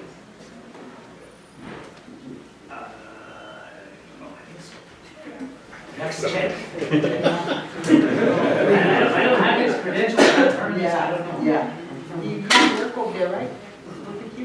He used to work at property as an electrician a few years ago, before I started there. Oh, but you could check, huh, to see if he's certified? Yeah. Okay. I was telling them, electricians have to have their state license. So is it They some, must have to go. Lyle, is it something that you get and you got, or do you have to update it? Yeah, you got Yeah, it. you have to, it's set to peer. But once you get it, you got it? Yep. So it comes from peer.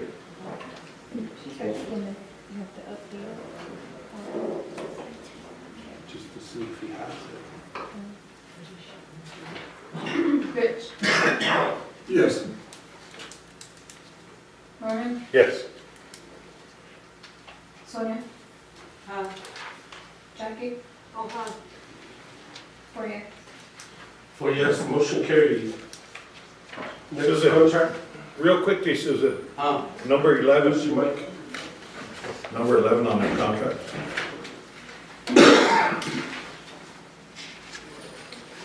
So they have to do their job completely, or else?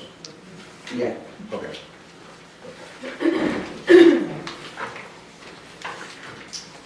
Okay, the third one is Larissa Ross, and this is a data entry contract. We do have, Fund 819 is, end of the year monies, which bought our, data management system, which we started implementation in November of 25, and we're in the last program component, which is family developer, but Ms. Ross will be working in Rapid City because that's where all those ICWA cases are that need to be uploaded.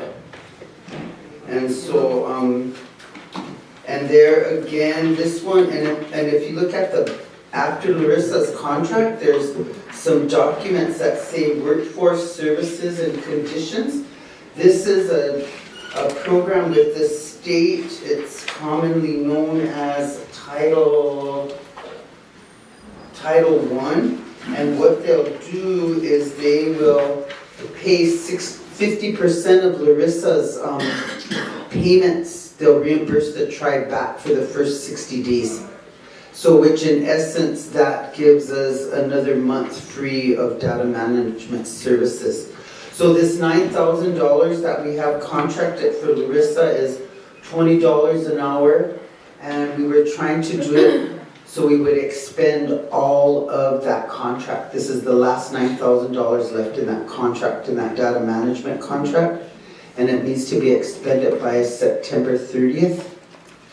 And so, so I put it on there through October because it will be providing revenue for an additional month, but then grants changed it to back to September 30th. So it's going to have program income, and it'll go through August, September.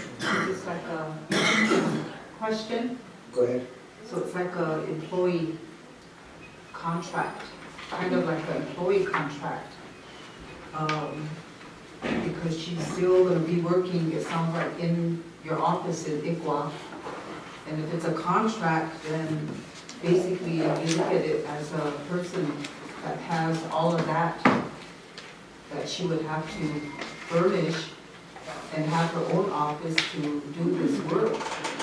But she'll have her own equipment, but because of the sensitivity of the materials, we can't have it any place but.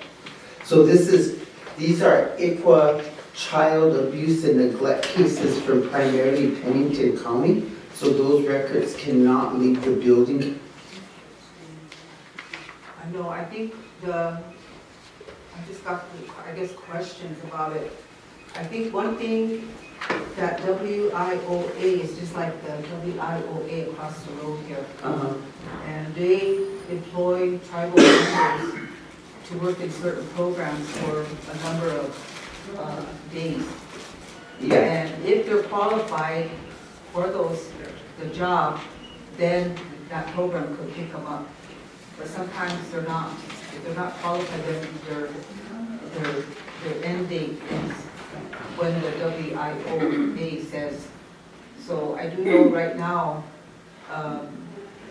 there's some programs that are utilizing that, the WIOA office across the street to put people in working with them.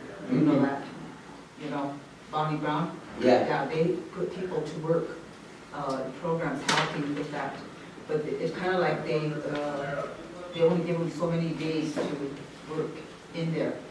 So they have that agreement with the, like say, for example, Meals for the Elderly. You know, Yeah, we employ 2 of them, and then they want you to pick them up. So that's But this isn't WIOA as I know it. This is Title I. So it's a training program for 60 days. So the first 60 days, the state will reimburse the tribe back 50% of Larissa's salary. So then in essence, that extends the contract for another month. Okay, I see it. Yeah. Yeah, okay, so, and then that's going to, use up that 9,000 you said, right? Okay, all right, I'll motion to approve. Question also. Motion by Sonia, second by Jackie. I did second. No, she seconded. Oh, question, okay, sorry.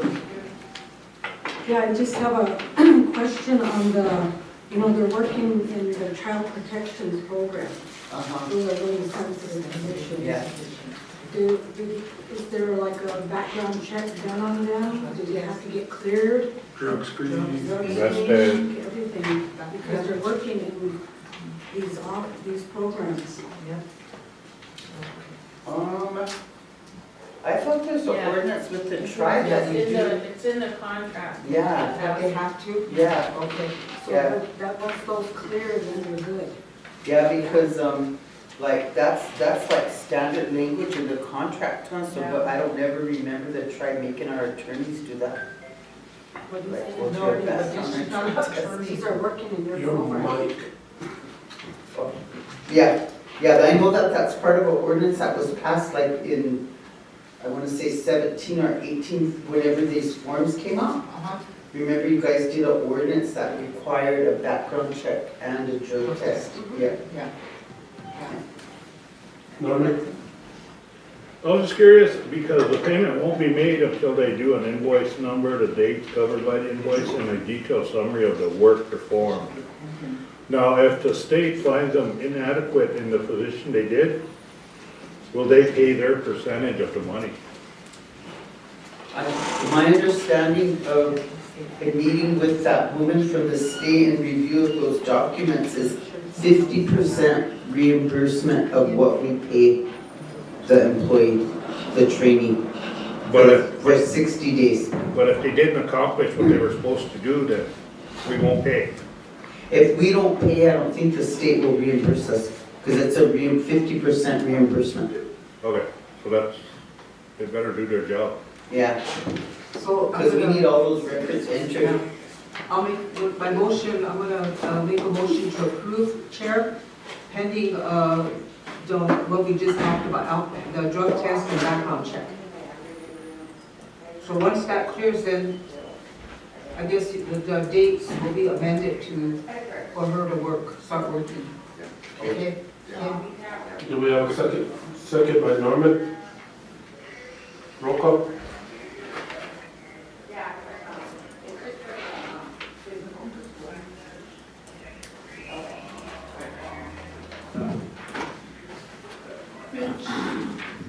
Yes. Norman, Yes. Sonia, Jackie, Claudia. 4 yes, motion carried. Thank you, committee. Okay, the final one is to help me with those BIA reports and to learn AI. I'm tired of those things over my head, so then I got probably about, I think I got 19 and 20, and I got 2 years out of Push your mic. So even though I'm having a personal conflict with AI because it uses so much energy and water, I think I better learn it. And this will help me get all those reports done. Because there's child welfare, ICWA, and the data management contract, and I would like to get them done. And so this is for 30 days. Just 30 days? Yeah. Okay, and the dates will be amended again Okay. to once the, I guess, I don't know, the drug test and background check are complete. A motion to approve if the drug test and background check are complete, then you can amend the dates of when she'll start. There were 4? Okay. Yeah. Motion by Sonia, go ahead, Rich.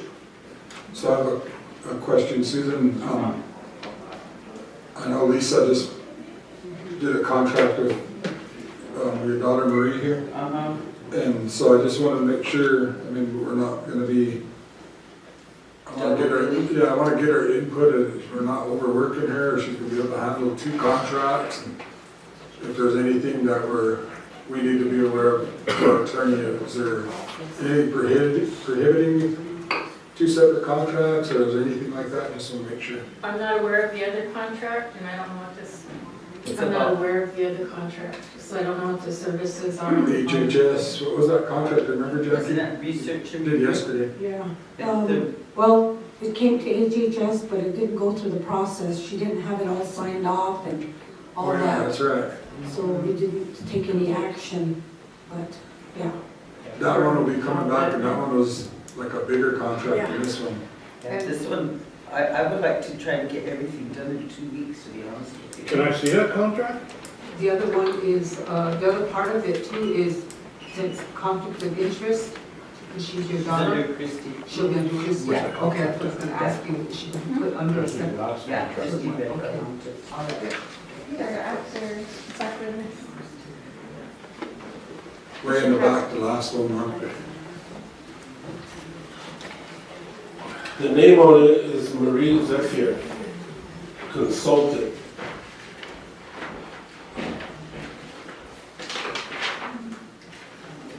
You should have work services and conditions, and then the contract's right underneath it.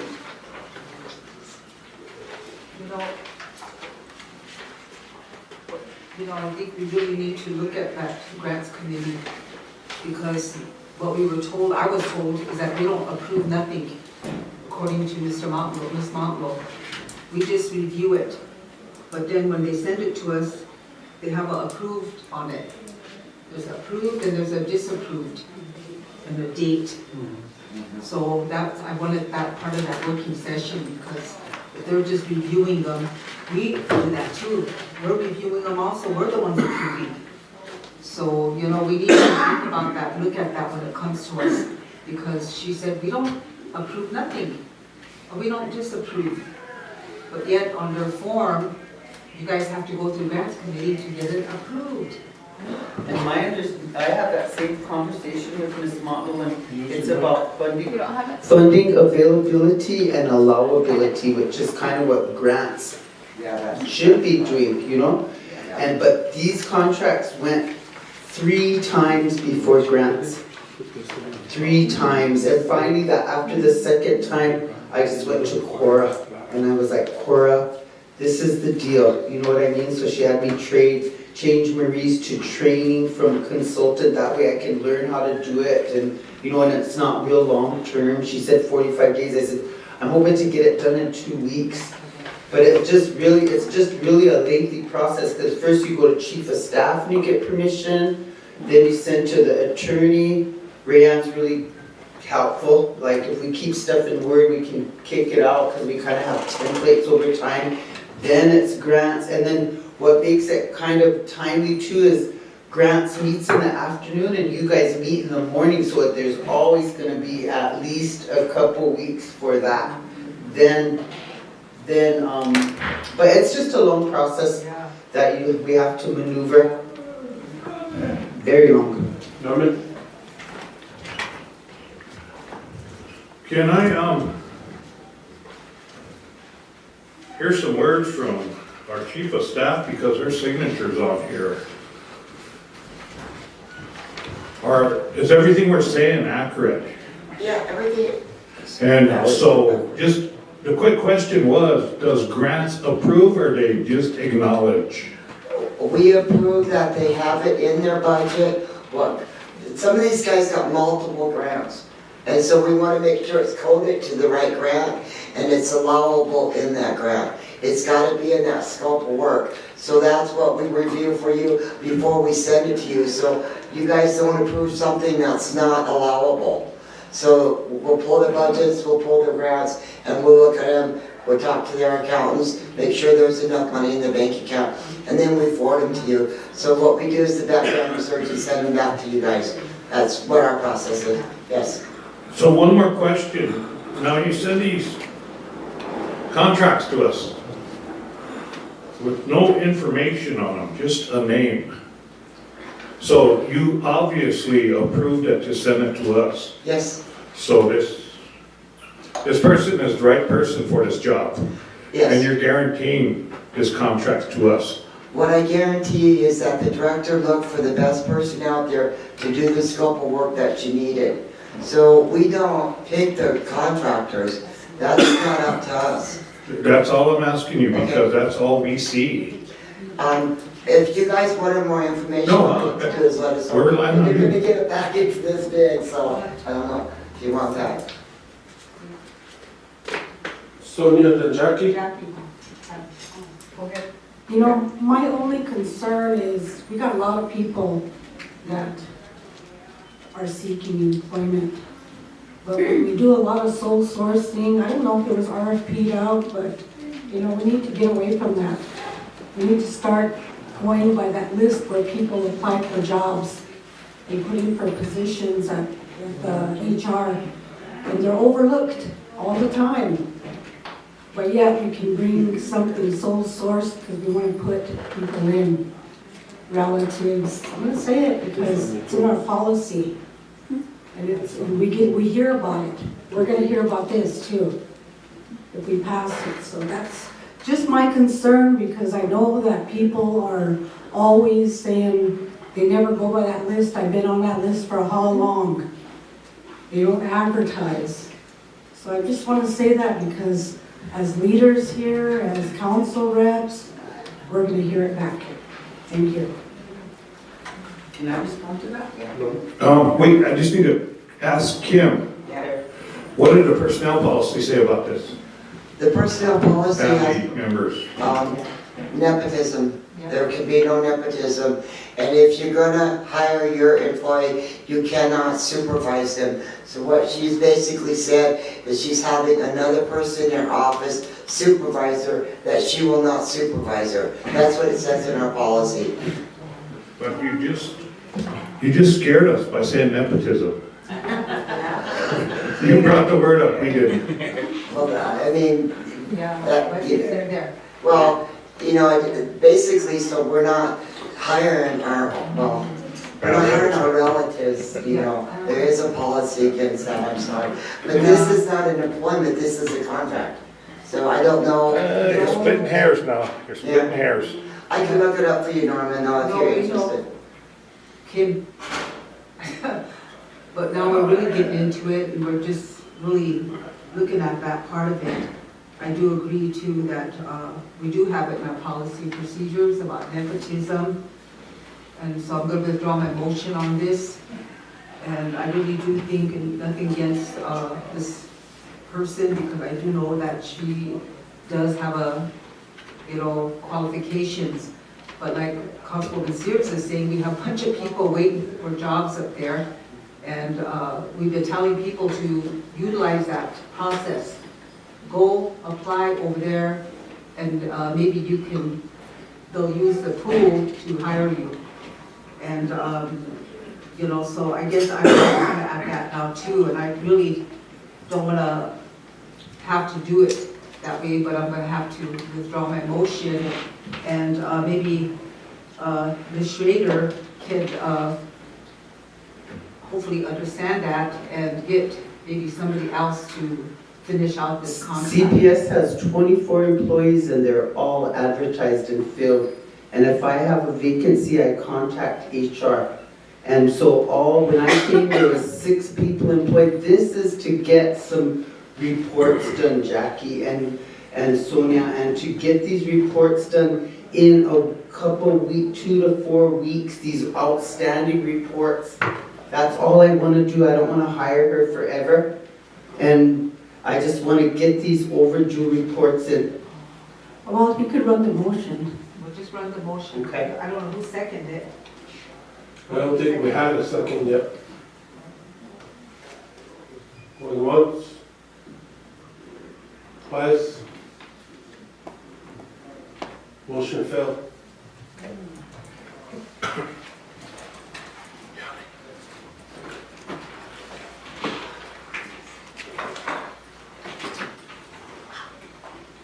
All right. Okay. Okay, thank you, Susan, for coming. Yeah.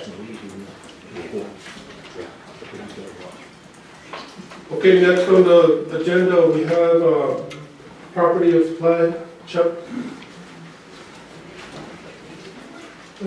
Chucky.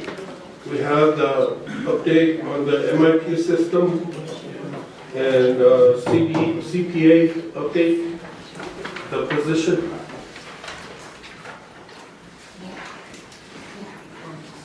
Which he handed out earlier. Good afternoon, everybody. Dwayne Ross, Property Supply Director. I'd like to do the RFP one first, it's a little bit shorter. So, we put out an RFP for the CPA and comptroller to see if we can, per committee, to see if we can get someone to fill that position. So we did advertise it. We didn't get a response, so we advertised it again. It closed on March 1st, May 1st, excuse me, and we did get one response. I did not read it because it was a sealed bid, and it was just directed on according to the RFP that it gets sent to me, but it was the treasurer's contract or whatever it is. So once I received that, I delivered it to her, and she was going to follow the process after that. Because normally what happens is, once we get the RFPs in, we get them I can either keep them or give them to the director. Once we get all of them, then they come to my office with contracts and all of the people who need to be in there when we do that. But we never got to that point because it just stayed there. I didn't get anything back, and that's where that was. So that's So it's still open treasury? Should be. The CPA? Yep. One? Yes. I do. Okay, remember, we requested a CPA rather than a comptroller. So that's why we RFP'd it out to him. And how many people applied? Did you? Just one? Just one. Sealed bid. When was that you turned it in for? It closed on May 1st, so it would have been right after that. So I think maybe we should move this to tomorrow's finance meeting and address it there. And we need to see where that RFP person was, that one. The one sealed bid? Yeah, sealed bid is, because I really think we still need a CPA in that position. Yes. And I really hope that we can get somebody like that before we get out of office here. Is that your motion? Since you got that inspector general, you know, we got an inspector general, I think that's a good thing, but now we need a CPA. Is that your motion? That'll be my motion to forward this over to the finance committee tomorrow and have Mr. Ross there, Chuck. Right, we have a motion by Sonia, second by Jackie, to transfer this item over to finance tomorrow.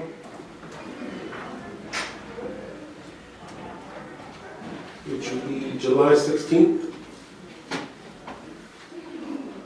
Roll call.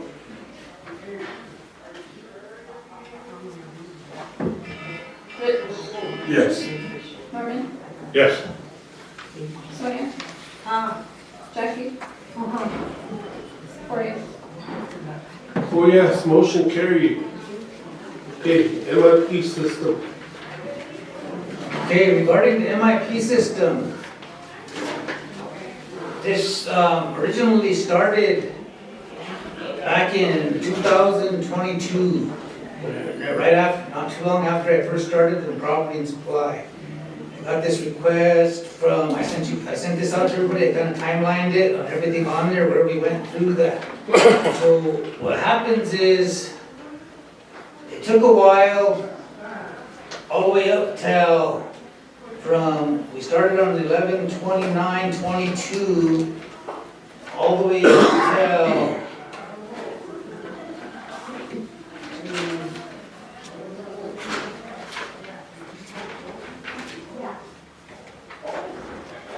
we went through all the processes of getting, how we had to, set up how the flow was gonna be inside of the module, where who approves where, who's gonna be here, who's gonna be there, all of that stuff. We had to work on that. We kind of worked on that. Then, I think you guys remember they were saying right towards the end of this that we needed a electronic signature policy. So I wrote one and I sent it, and Steve Gunn had it. I don't know whatever happened with that. I don't know if it got approved or what. He was gonna fix it, 'cause it wasn't, but that, so we got to this point where I got the MIP people here, we got them here. We had the training out to the transportation office. We went through the training process of learning how to do the requisitions, how to input the stuff in there. We didn't get to the PO portion yet. So then, once we got to that point, before we could progress, they needed to go to accounts payable, and accounts payable needed to work with the MIP people to set up the accounts and all of these different things that needed to go into that system for the drop downs. Whenever you're working on that system, you click the drop down, comes down, gives you a account to pick from, all of that. So then we ran into we got stalled there in,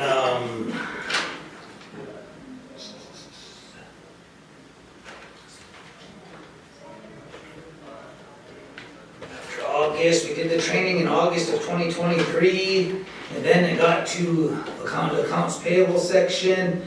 We got to there, and then this is where it stalled in, not September 5th of 23 was the last time that the MIP people contacted accounts payable about trying to set up a training on setting up all of that, how that was going to work. And then accounts payable has a separate training that they have to do in that MIP module that I don't deal with that part of it. So none of that happened. And then this console came on board, and I got requested to what's going on with that. So I looked into it, tried to get it going again in December of 25. So I got a hold of them, and then we ran into that. I know we had a big argument over, because of the system name. Okay, so it says MIP and then it said Microid. But Microid works with the MIP, and no one wanted to believe me on that. I even got the information from the company, all this and that. They sent us clarification that they work together. But since we already had an MIP license, we stuck with that, which was probably a good deal. So we stuck with that. We started working on, then that's when that electronic signature thing was drafted. And then we moved on to, in February, we started getting somewhere about getting the training set up. And then we got a letter saying that we couldn't proceed with the training because the tribe didn't pay their bill. So we had to get that paid. We got it paid like within that month. And then, so then we got to March 4th of 26. I asked if that's when it was finally signed, and that's when it was, we could look at setting up the training.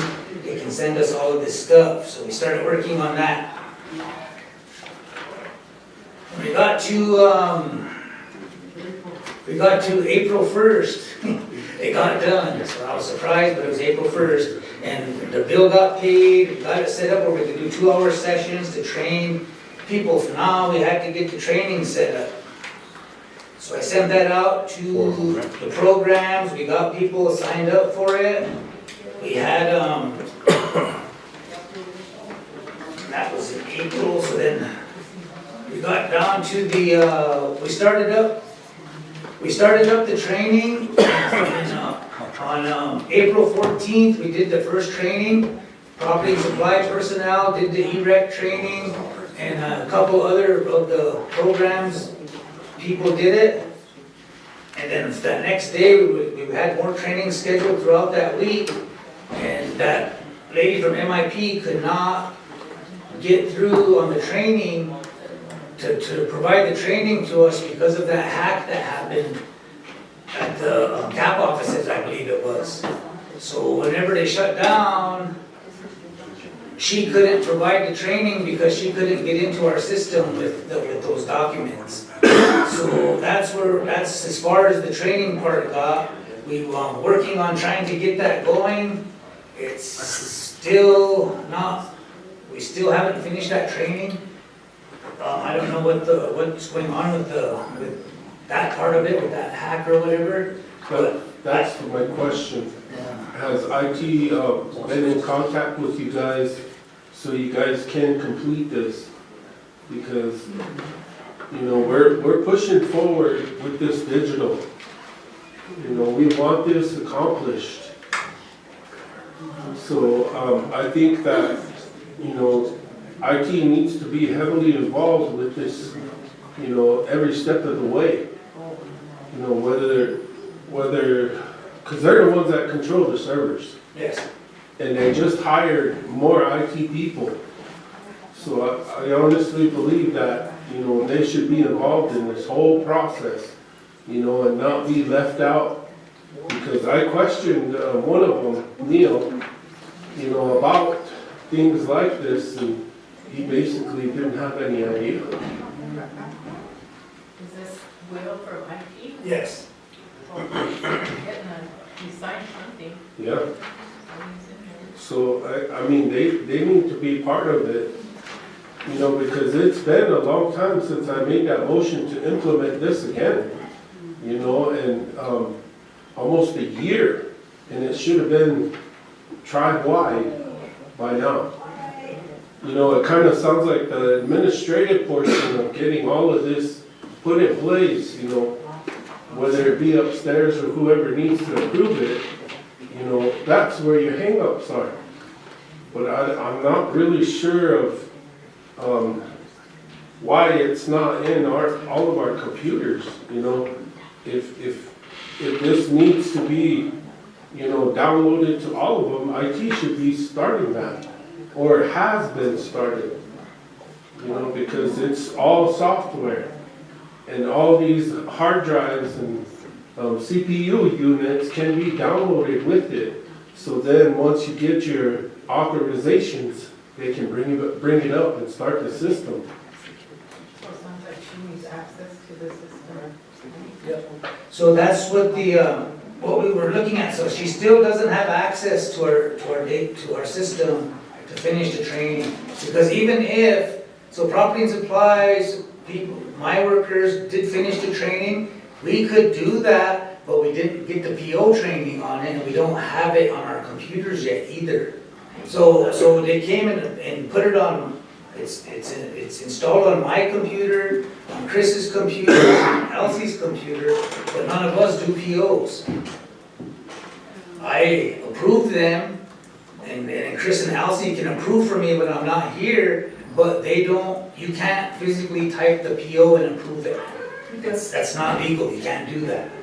Who does the POs in your office? So right now I have Ty, Hope, and Jamie, and Richie just started back up, so Richie does them too. So I need to have them, all four of them, have that on their system. But once we get it on there, you know, we still, you know, I don't really want them to kind of like guess at it.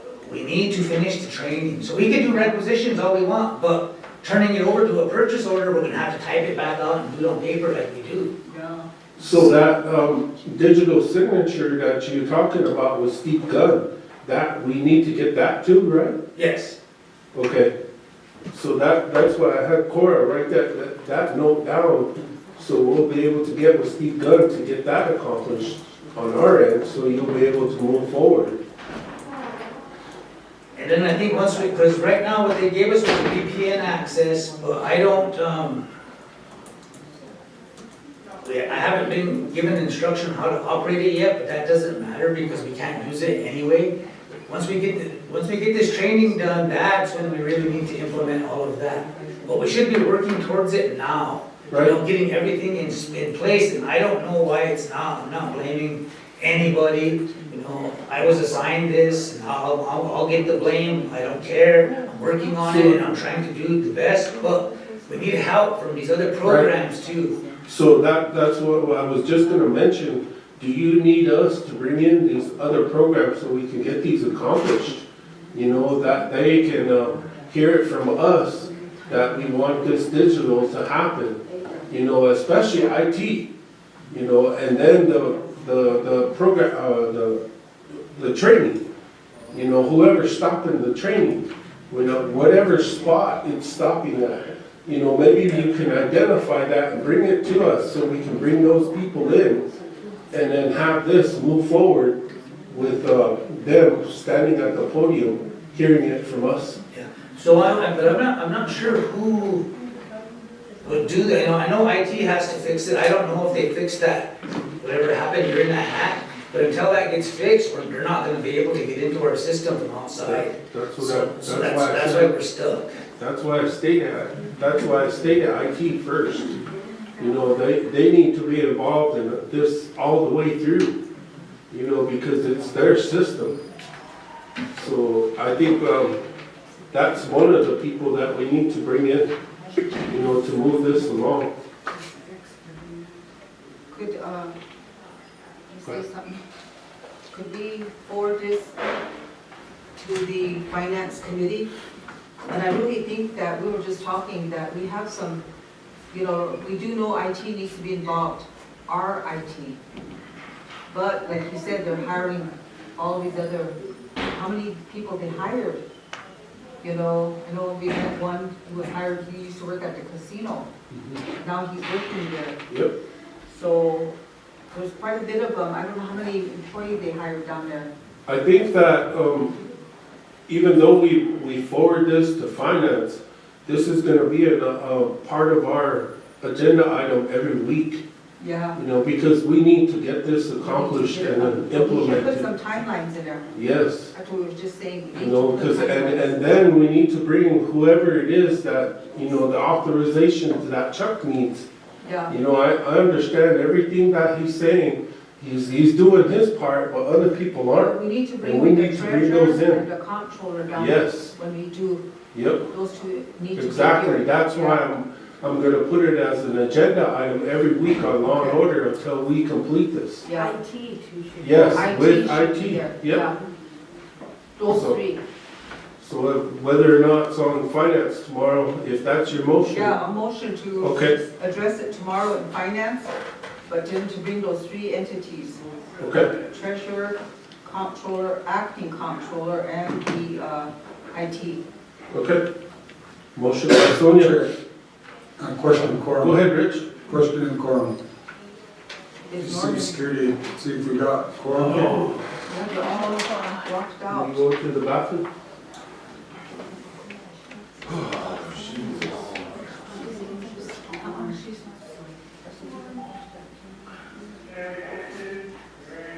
And I'd just like to add to this is that, you know, it's, whatever's going on with it, with the IT portion of it, you know, even though we did hire 2 new people, one of them is working at public safety, and the other one's here, but if you look at the IT to employee ratio, how many employees do we have?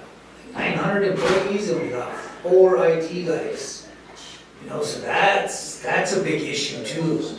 So that is something that if, you know, I don't know how to fix that, that's not my thing, but, you know, I think that we do need a few more IT people on board besides what they hired, just so we can, you know, our systems are old, and we try to get things going, and it's just like they're constantly going out there trying to fix stuff. And most of it, some of it doesn't just come back to being in the computers, it's the shape of our buildings too. Our buildings are old, the wires are all antiquated, and, you know, do we have time for IT to stop what they're doing and run through and rewire everything and do all this to bring us up to speed where we need to be? Because right now, property supply is not even on the network. So, Yeah, that's what I I thought. think that's something that when we sit down and we look at our infrastructure, identifying even in indirect costs, what are essential. We need to start, kind of doing that every so often, do a review of the tribe and where our essentials are. And can any of that be addressed with, our new, what is the program called over here again? The telecommunication, that's the word. Can some of that be addressed in that, what they're funding? Is upgrading the tribe as well? Well, some programs, Chair, there's programs that are not utilizing Use the mic. they're not utilizing OLT. They're getting outside people to do their internet and all of that. I think Evergreen is one of them out of Rapid City, Chuck. And I think now they're finding out that they're not answering their calls. They're not, this is Terrell, and they're not, but they didn't want to use OLT, they utilized the Evergreen. Maybe they're listening, but anyway, that's kind of what is going on. So if I was gonna recommend too at one point here, like he said, we have all these employees, we have how many programs? We have to start talking about the IT portion because we're growing and technology is changing every day. And the thing about it is our programs and our district facility, they're all, look at, we're getting new buildings. And I said, we need to start sitting down and start looking at a lot of this because look what we just had to do. We had to put some, clerks, data clerks on it, because everything came to the tribe now for them to do our vouchers. And to me, because there was a hack in the IT of the districts, and they told us who it was, what districts it were that did that, but yet I don't know how they're operating today, those districts. But the thing about it is we need to get it together. We need to start trying to address the IT part of it and making sure that all of our programs are on the same page because they're getting individually, they're reaching out to different businesses and they're getting their IT and their, what's the name? And like he said, they're not even hooked up. So I agree, we need to, somewhere down the road, sit down and talk about some of these things. I know in government services, Jackie, that nothing goes through any program without going through property and supply. And that's to ensure that when we're talking about IT, it's something that our IT approves of because it might not even be compatible with the tribe system, government system. And all it's doing is you're wasting money because then that program may never even be able to be used or compatible with the tribe. So what Chuck's trying to do is making sure that we're all compatible, no matter what program you're in. It could be in Wombly or it could be here, wherever, but they need to be compatible. And so any IT program, this in the government services, IT and properties probably have to say, yes, this is approved. This is an approved product that we're using and it's authorized. If it's not, you can't just go tell Evergreen I want to do my own, you know what I mean? Because then it causes all these issues that we're talking about now. Yeah.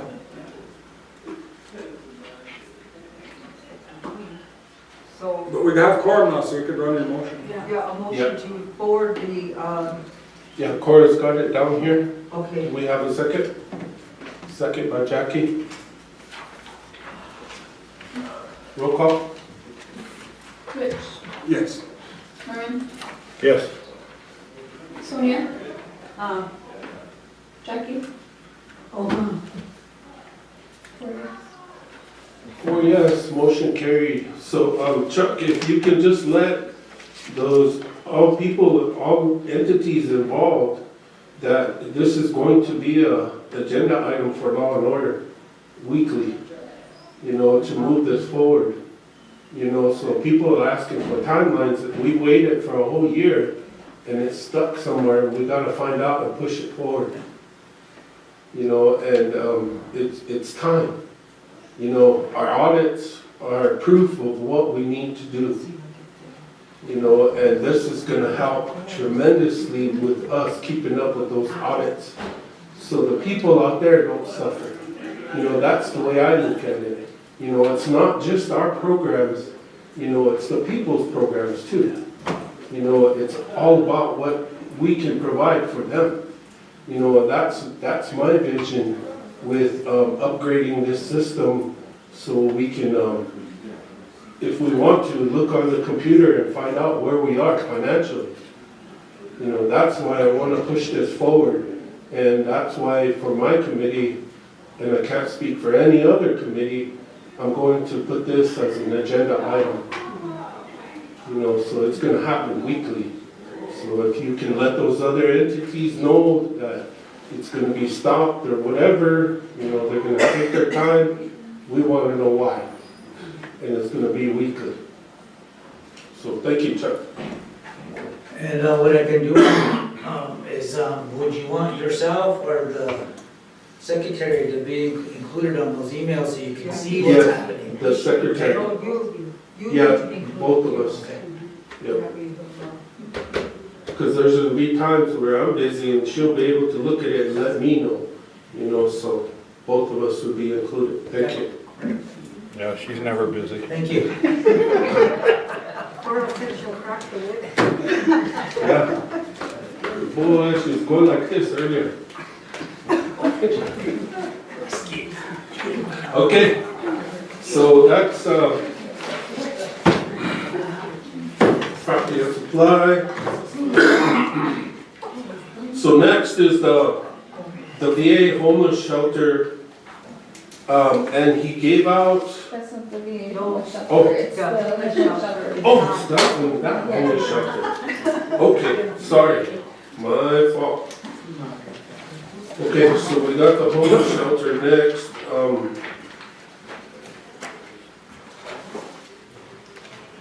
So press the button until you see the red light. Introduce yourself for the record.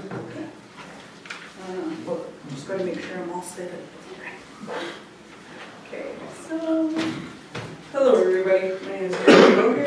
I am the advocate for Igloo Chechon right now. So today we're bringing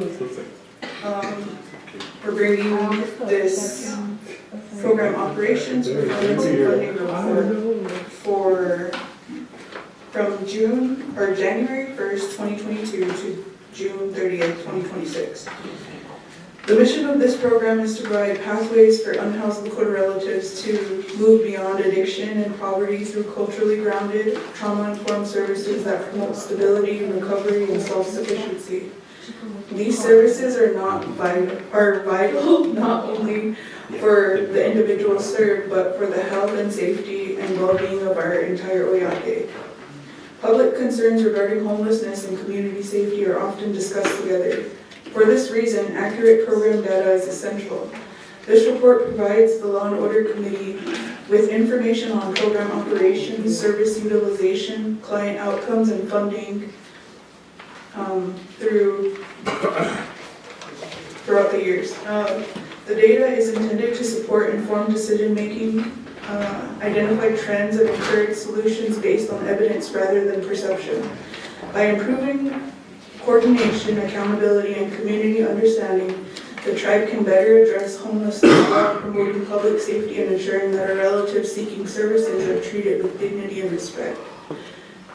So, Igloo Techa, the program summary. Igloo Techa serves as a primary emergency homeless shelter and stabilization program on the Pine Ridge Reservation, providing emergency shelter, transitional housing, meals, hygiene services, clothing assistance, recovery support, case management to individuals and families experiencing homelessness. The organization's mission is to provide a pathway out of addiction and poverty while restoring dignity, stability, and self-sufficiency.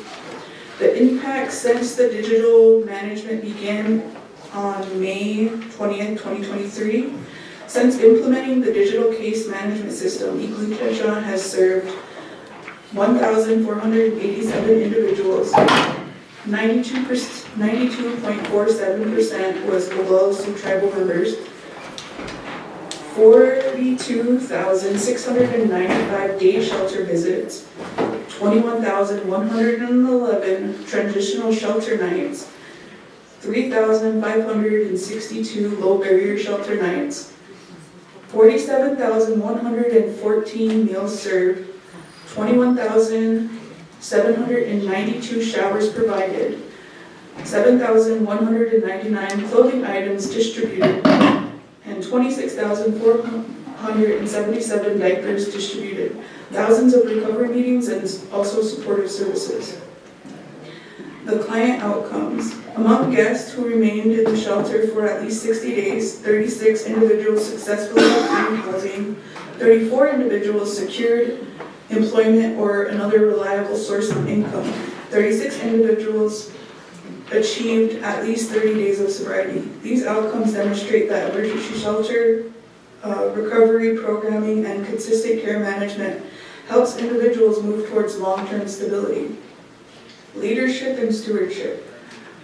The report also demonstrates Oglala's commitment to responsible stewardship of limited resources. In 2023, Executive Director Abraham Newman personally worked the overnight shift 7 days a week for the first 4 months without taking a salary from the organization. Supporting himself through outside employment as a drug and alcohol counselor for Beto Rica, in 2024, he left that outside job and began taking a salary only after committing full time to operating the shelter. This reflects a leadership approach focused on keeping the shelter open and serving the community before personal compensation. Community challenges. The report identifies several ongoing barriers to ending homelessness, like severe shortage of affordable housing, behavioral health and substance use treatment needs, limited employment opportunities and transportation, difficulty tracking long-term outcomes after clients leave the shelter, heavy reliance on grants and donations for operations, the need for a permanent shelter facility. The financial overview. Despite operating with limited resources, Oglala remained open while serving thousands of individuals experiencing homelessness. The organization has consistently stretched funding to maximize services and has operated on significantly fewer resources than similarly sized shelters. The report notes periods of financial hardship, including automatic revocation of its 501c3 status after required IRS filings were missed, making fundraising a little bit more difficult.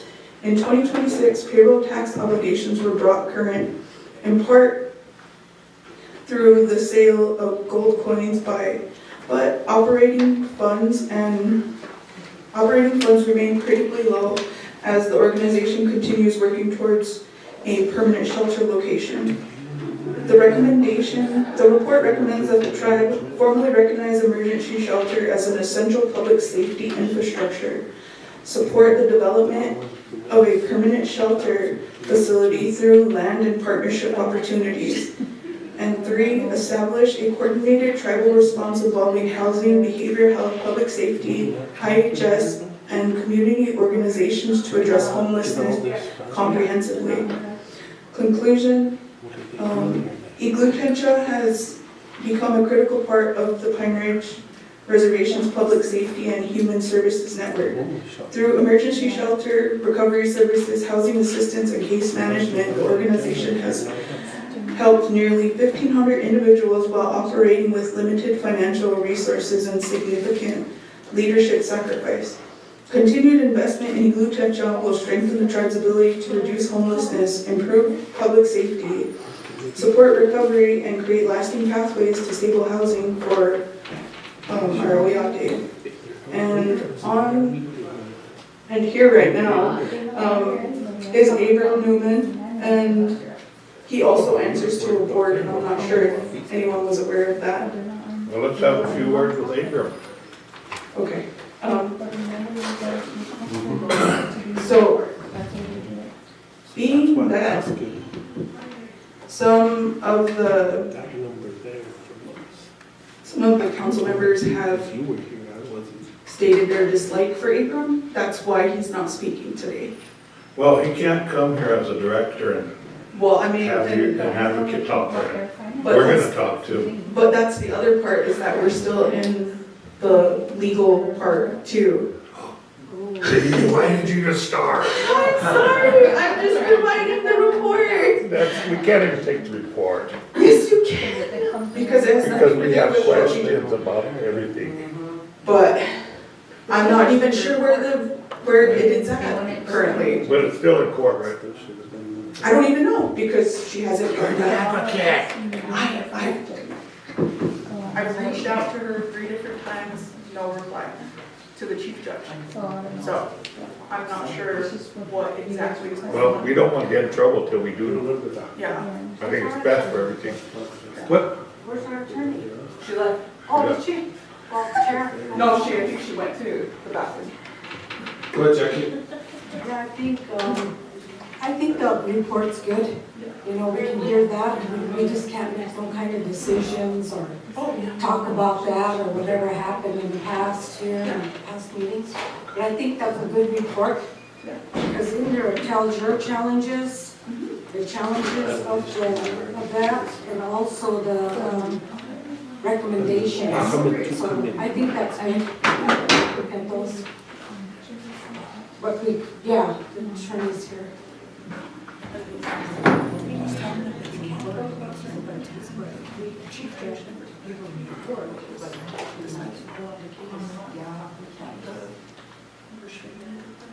So Jackie, you still have the floor, you waiting for an answer? Yeah, I was just gonna ask the attorney if, listening to the report, if that's okay. I think it is, but the other part is still in court. Yeah, they filed in court. But then they don't. So, it's a restraining order. Yeah. So we can't even have them in the building. So we didn't even get a summons on it, so there's just not, it's in limbo. There's nothing going on with it. We're all in limbo right now. There was no summons to address it. So there's no restraining order? So there's no restraining order right now. Okay. They filed, but we haven't been summoned, so. We cleared ourselves in the meeting, but I have, since that's said, and I just have a question because there's a lot of rumors and innuendos going on that you guys found Blackbeard's gold.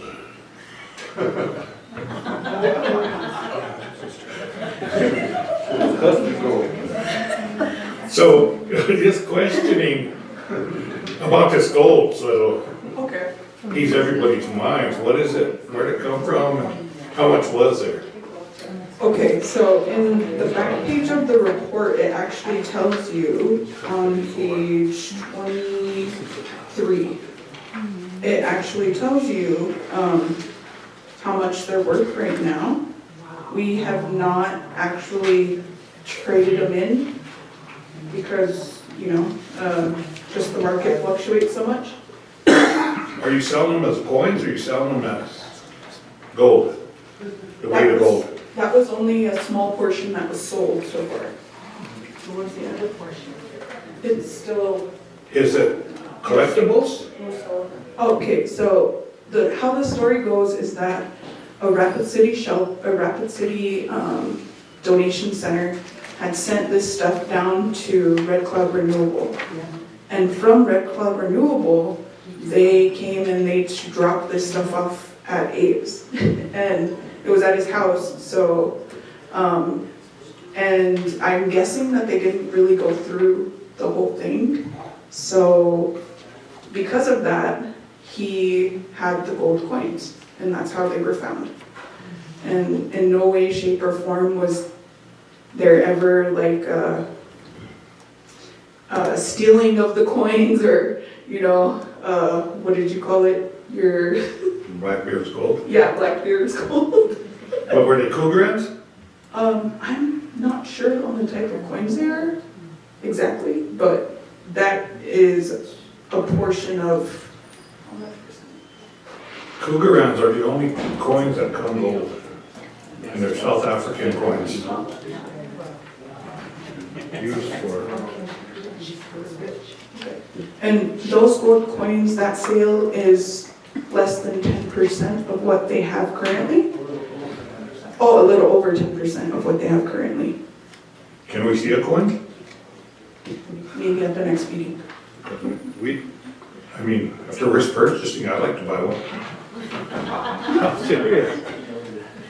Go ahead, Rich. Thank you, Chair. So it's good, I like to see this report, it shows numbers, but I'd like to see more of some pictures.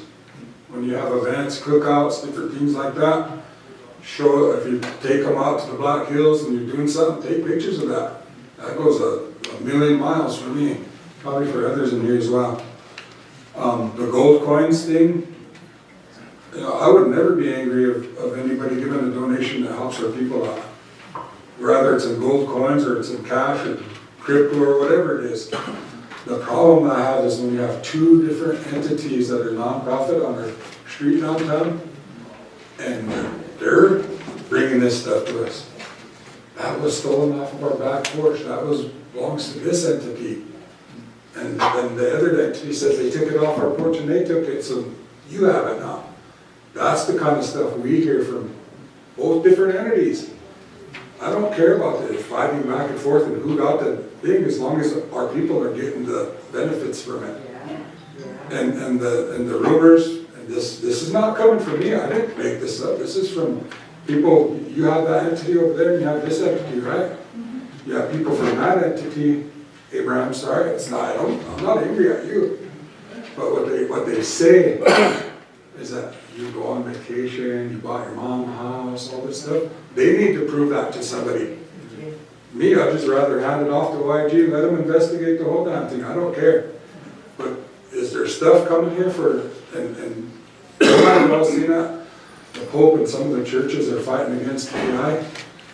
And if you go into AI and you pull up some of the stuff, the reason why they do that is a lot of these nonprofits and churches, they get these donations, they come in. They're meant for you guys, for the people. Where it's going is into big boards where they're making millions of dollars, and it's going into other things other than the services back to the people. And I think that's why they're worried about AI, because AI you can't bullshit AI. It's going to tell you the way it is. And so when I got two different entities like this back and forth and telling me all this stuff, there was even one thing that one of them had a baby with an 18-year-old. I can't prove any of that stuff, but I don't want to hear that. We need to have somebody look into that. But it's not me saying it comes to us, we get calls. Nobody's angry at you per se, Abraham. I haven't heard anybody say, I hate Abraham and what he's doing or anything. I don't hear anybody saying, I hate the things that they're doing. Matter of fact, we appreciate this kind of stuff that you're doing. I just like to see some pictures. And I want to make sure that the majority of them gold coins of profit go to help him to try to get a place to live for his family. Not to you or to go on vacation. I haven't gone anywhere. These guys all know I don't go nowhere. I don't travel a whole lot. I traveled once this whole 2 years, right? They asked me to drive a bus to help some elders and some families get to the big event in Montana. And I'm a CDL certified, so I took it upon myself, I drove them. That was the first trip that I went to in 2 years. Guess what? I got beat up too. So I know how it feels to get beat up. And all I was doing was trying to help the president get people up there that wanted to go to the event. But here we are, they're traveling, that's the only place I traveled in 2 years. I'm like, good God. So I get it, So, but I appreciate these reports matter to me. But let's take some pictures, man. Put it out there. Show them what you're doing. Show them how you're helping people. If you got somebody new home, man, let's do a picture of them. They open their key with their door, grand opening for their new home. Take pictures of that. That's what we want to see. Thank you. Question. Go ahead, Sonia. Yeah, I know that, I think it was last administration, when the council passed, might have been a resolution to report, churches needed to report to the tribe. Because we had that big issue that came to the council on the one where they just, remember, purchased the property. And so we had to hear that out, and I think they passed something, maybe Rand remembers, but that they have to report to the secretary of the tribe. And this here should go to the secretary. It went to executive committee. Okay, so that's good, because they need to report that. And it tells on there how many times it's supposed to report. And if they're a nonprofit like that, they're supposed to be doing that. And then we wouldn't have all of these concerns came to us if they just done that. But again, that's one of the things I wanted to say. And you're right, we hear from two entities, and they're sitting in this room today. The two entities. You got Abram, and then you have Pastor Bob, or Pastor Dan. Two of them. One operates the recreation, what is it? Reconciliation. And so, Abram, where are you situated out of? There? Are we situated? Where's your office? Or shelter? Where you're at? Blue House. Okay. Which house or whereabouts are you located? So the office is on the same piece of property as the Reconciliation Center. It's that blue house right behind the Presbyterian Church. That's my home, but it's also the office. We operate the day shelter out of the basement of the Reconciliation Center, and then we operate the overnight shelter by the old jail. Okay, so I guess I need to know, because there's people in the audience that are here, and I know that I have concerns that came to me, because one works for Pastor Dan, and they had concerns about how you're operating over there. And but today you're sitting together over here, so I just kind of want to make sure you guys are you guys together, Miss Little? Yeah, I mean, we talk all the time today. We always have words all the time about everything going on. Okay, so I just want to make sure of that, because, you guys have to make sure if you're working together, that's good, because when you're not working together, then all those concerns come to the Law and Order Committee, and it comes to the District of Pine Ridge Village. And I heard there was over 100 people over there one night that really complained about the homeless shelter, or however it was going. And, but again, you guys need to make us understand you guys are working together.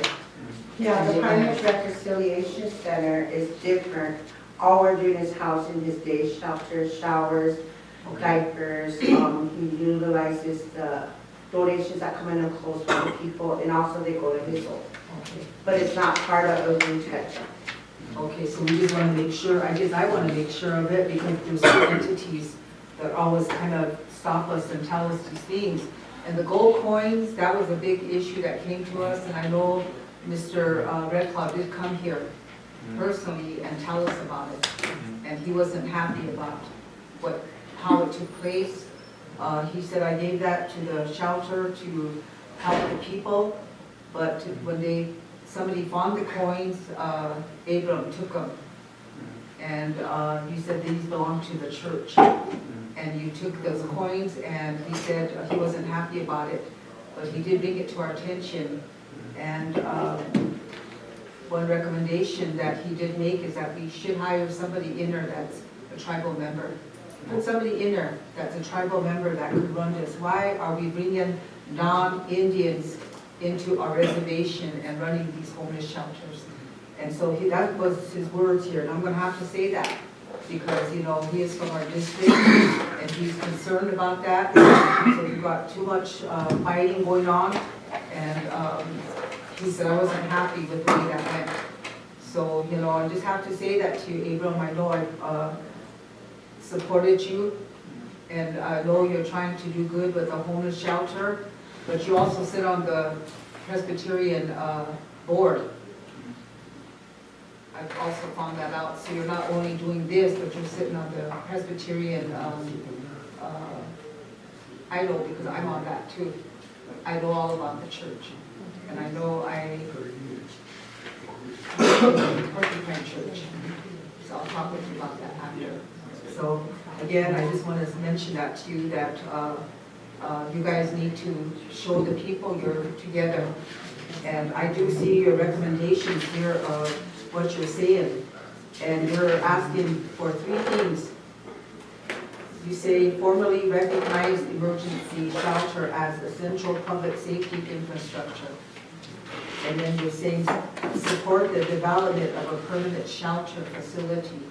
So I think that we will support that if you guys could do that. And if you have all these gold coins and you have all this things, start looking at infrastructure now.